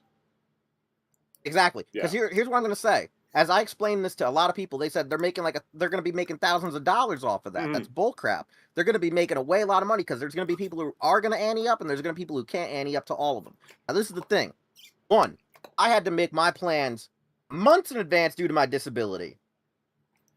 And another reason was I was doing it because I was supposed to be going as a group with friends. Mm-hmm. Guess who chose to not go? Soundout. Yep. Guess who else didn't choose to go? The other guy, because his car got screwed up. So I'm now going. I was not going I, because the travel cost and everything going on, like personal life stuff. I'm like, I just can't really afford to do it. And we were trying to figure out ways for me to go, and I was like, well, because I kind of want to see Kamen Rider Decade, but now knowing that his autograph's $100, I'm like, well, now I'm not going to go because I can't afford the autograph if I do. This sucks so bad. You pay so much money to get there. Yeah, come on. Especially Will coming all the way from East Coast, dude.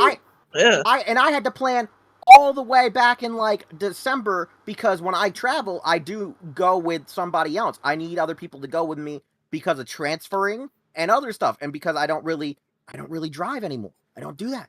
So I have some. So my mother comes with me, and my aunt comes with me just for travel, just because I can't get over.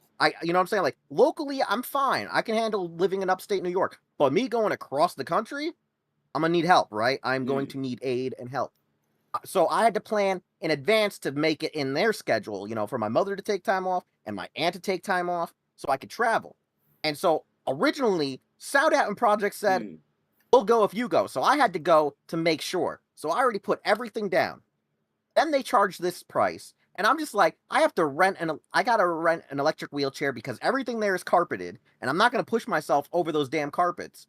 I got to pay extra for the actual handicap vehicle. I have to pay extra for the handicap hotel. I have to pay for a better seat because it's hard to sit for me. I'm essentially like a big guy. Like, I'm not big in the sense like a tall, big guy like Big Show, the wrestler, but I do need a wider seat because of my disability and spasms. So this is why it's ridiculous. You make a plan with your friends to go. And for me, once I made my plans, I have to commit to them because I made them so far in advance. Yeah. And then the reason we were going was because of those actors specifically. Yep. And you find out that their autographs collectively equal about how much I spent at the last convention. Yeah. On everything. And what I mean by everything is 20 plus actor autographs and photo ops. Food and merchandise that I bought in the dealer's room. Like, you see how astronomical this bullshit inflation is? For about $800 or more, I could get like 20-something actors to sign my wheelchair. I could get other people to take photos with them. I could buy, you know, memorabilia at the convention, whether it be Ranger actors selling stuff or just other dealers. And I bought my food for like $800. AR, the selfies with the actors, most of the actors are $100 for a selfie. 2 of them are $70 for a selfie. So it's the same price as their autographs. It's a lot. Yeah. It's ridiculous. It's not a package deal. It's autograph 100 or photo, and photo with them 100. Scotty says get a 4x4 wheelchair, go off-roading. You should see Wheels. Nah. You should see Wheels in a scooter because like he took out a whole table at Morphicon. It was great. Okay. So I prefer electric wheelchairs. I do not like electric scooters for the disabled because my watch got caught on the accelerator and I took out the entire autograph booth for the Sentai actors where you buy their 8x10s to get signed. I knocked that sumbitch over, handing my money over to the guy. Because you got caught on the accelerator. It just went vroom. I couldn't stop myself. My hand got caught. Boom. I was handing the money over to the guy. Wasn't noticing. My watch caught it. Bam. Next thing you know, table flipped over. Hilarious thing ever that happened. Oh, yeah. Let's go. Let's see. So, let's see. Cameron, do I feel ripped off? Yeah. Yes. You know what the one redeeming thing is, Soundout?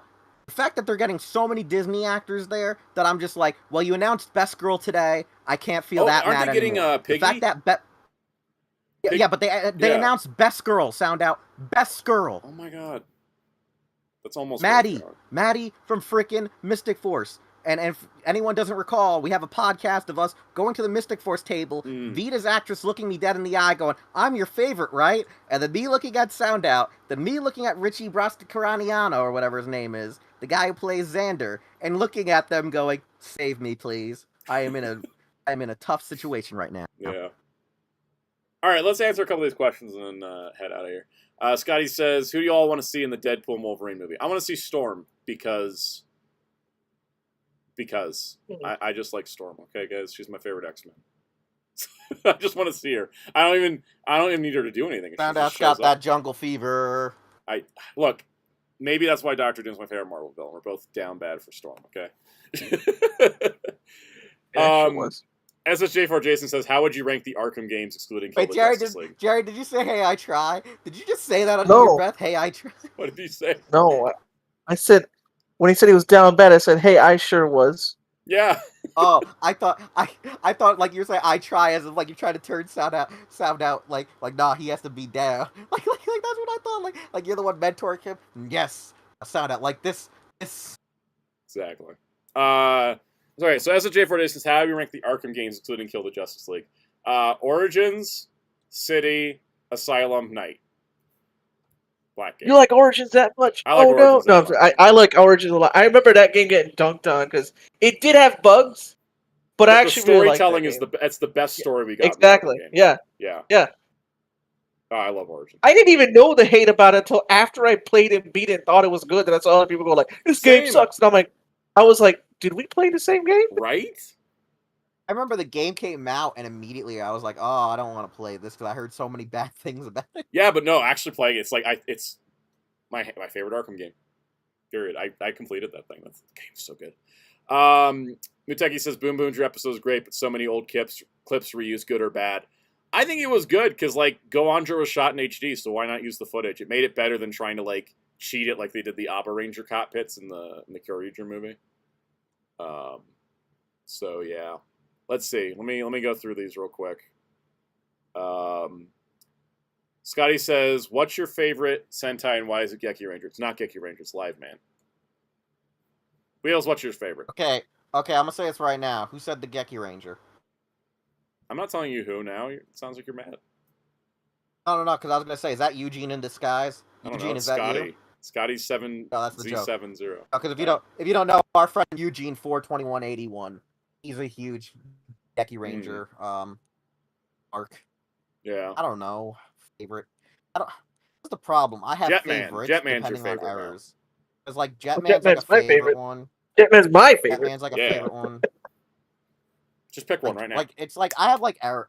I have errors. That's the problem. Is Jetman, Gal Ranger, Shinkenger. Like when you go decade wise, maybe. Gigaman is neat.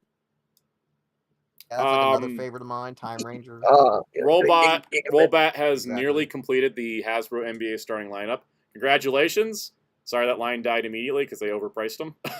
I think that was a big problem. They should not have been 50. Yeah, let's see. AR's mentioning the prices of a Supernatural convention. That's definitely a thing. I only had about 4 hours of sleep, guys. I don't know how I'm wide awake. Oh, you must have had one of those hyper sleeps. I get. Yeah. Cameron says Venom or Spawn. I would say Spawn because I like more Spawn comics than I like Venom comics. I love Mohawk Storm too. I like all Storms. Muteki says, so X-Men 97, did Peter find Mary Jane? I ran the timeline, yes. Yes, he did. She's been found. How? I don't know, but he found her. Let's see. AR says, I get the professional photos being that much, but table photos / selfies? Yeah, I've been noticing that at conventions too. They'll charge you just as much for a table photo as they will a professional photo. It's getting a little weird. Let's see. Sound out. Do you collect Transformers? Yes, many. Too many. I have too many Transformers. I probably need to get rid of a chunk of them. I'm starting to not like Red Series. I have to get my third one today, but I want to know what everyone else's reaction. Why everyone else hates them. My reason the arms are too small. I think my problem with them is that they feel redundant. They should have done a whole line that was Prime or Beast Wars, the stuff that doesn't translate well to transforming figures. But they're let's just do a bunch of G1. But then there's no scale difference. Bumblebee's the same height as Starscream, and it's really kind of annoying. Yeah, that's the problem. If they would have kept the scale, better quality in the plastics, and made them oh, we're making them robot figure model based on their models, so you don't have any kibble. Yeah, and maybe found a way to market them better. It would probably have picked up better because the fact that none of them are the right scale is awful, and I feel people want this. There are people who would just like a cheap collectible figure. I would like non-transforming Transformers to be aligned because I like the robot modes mostly, but you have to do it right. Like I would just like to have that as an alternative. Yeah, I would like to have an alternative to just have a few. Because like I'll still buy certain Transformers because they're fun to transform and go back and forth and playability. But I would just like to have like Revoltech / Super 7 Ultimates, but at a cheaper cost. Yeah. Where they are just the models to have, just to screw around and dick around. Mm-hmm. I don't have to worry about transforming it will break the joints or ruin the robot mode. You know, that's the one thing I hate. Yeah. With a figure, you don't have to worry about breakage issues. Scotty says, I love Geki Ranger, also Kaku Ranger, Time Ranger, but Rio broke my heart. He had such a sad story. I haven't seen Geki Ranger, but I love Kaku Ranger. I would love Time Ranger if I could see it better. The video quality is just awful. Cameron, I will get the movie Carnage figure when it releases. If it comes out in like June, if it somehow stays in July, I might have to bump it. I'll get it eventually though. Scotty says Blocky's Transformers are the same height, but they're fantastic little models. Work with Action Masters. I like Action Masters. I wish there was more of that. Let's see. Will Punisher make an appearance in the MCU Fantastic Four movie? If he does, Muteki, I will blame you directly for it. And you'll never hear the end of it. He can be in Daredevil. He doesn't need to be in Fantastic Four. Oh yeah, the Punisher robot that Galactus uses? No, I don't want that either. Let's see. Not a former. You could have been not an expensive figure that doesn't transform with Tarn or Bludgeon. Yeah, see, like Tarn and Bludgeon, like Superman Ultimates had the right idea with that. It's just their Transformers line sucked. I have the Bludgeon. It's awful. Don't wish that on anybody. Non-transferable Transformers suits point, but Beast Wars, Cheetor, and Prime RC works for me because no kibble. Yeah, exactly what I was saying, Psycho. Is like they do the stuff that doesn't translate well. Sentai Ranger, Daniel is Kaku Ranger, SJ4 Jason's top 3 are Lupat, Deca Ranger, and Die Ranger. Cameron, this will be the last question. Cameron says, favorite Crush 40 song. It's tricky because there's so many good Crush 40 songs from Sonic, but what is my favorite though? Is it the Shadow opening song? Is it I Am All of Me? Because I was into the edgy rocker boy era when that game came out. Yeah, that's probably it. I'm just gonna say it. Screw it. That's right. I don't care. Opening theme song from Shadow. That's my favorite. Let's wrap up, guys. I'm tired and I want to go read some X-Men comics. So, Wheels, you gotta plug anything? I'm gonna go with you first. Yeah, you gotta go check out our damn website, hero-club.com. Follow us across social media using Hero Club for Life. If you want the site to get back up and running at full strength, please consider joining the Patreon. You join the Patreon, we get the money, we can get the site back up quicker, faster, and edgier than before. Also, we can also get more interviews, most likely, since agencies do like to charge. And my god, I really don't want us to spend another crap ton of money on one actor for an interview in the immediate future. Scotty says, you have a water barrier website? Yes, we do have a damned website. But yeah, go check out our website. We have all these awesome interviews with Go On Red, Takashi Yagi from the Ultraman series director and producer from like Ultra 7. Go check out our website. Ultra 7, there's all kinds of great stuff. 94 onwards. Yeah, we got a lot of great stuff. Jerry, what are you doing tomorrow on twitch.tv/FighterCows? Well, I stream the King of Fighters 15, where we're going to talk about whatever's happening in the news and get some casual matches in. And it'll be a happier stream. Yeah. Hopefully. Should be. Hopefully, unless we're all depressed tomorrow, in which case... Yeah, let's also randomly depressed, which might actually make for some good matches at least. It'll still be fun to watch. That's true. Not for us, but for the viewers, would it? My foot healed up, so I don't have that pain boost I had last week. Yeah. I had a pain boost last week because my foot was like... It was in so much pain. And, yeah, you actually won, so yeah.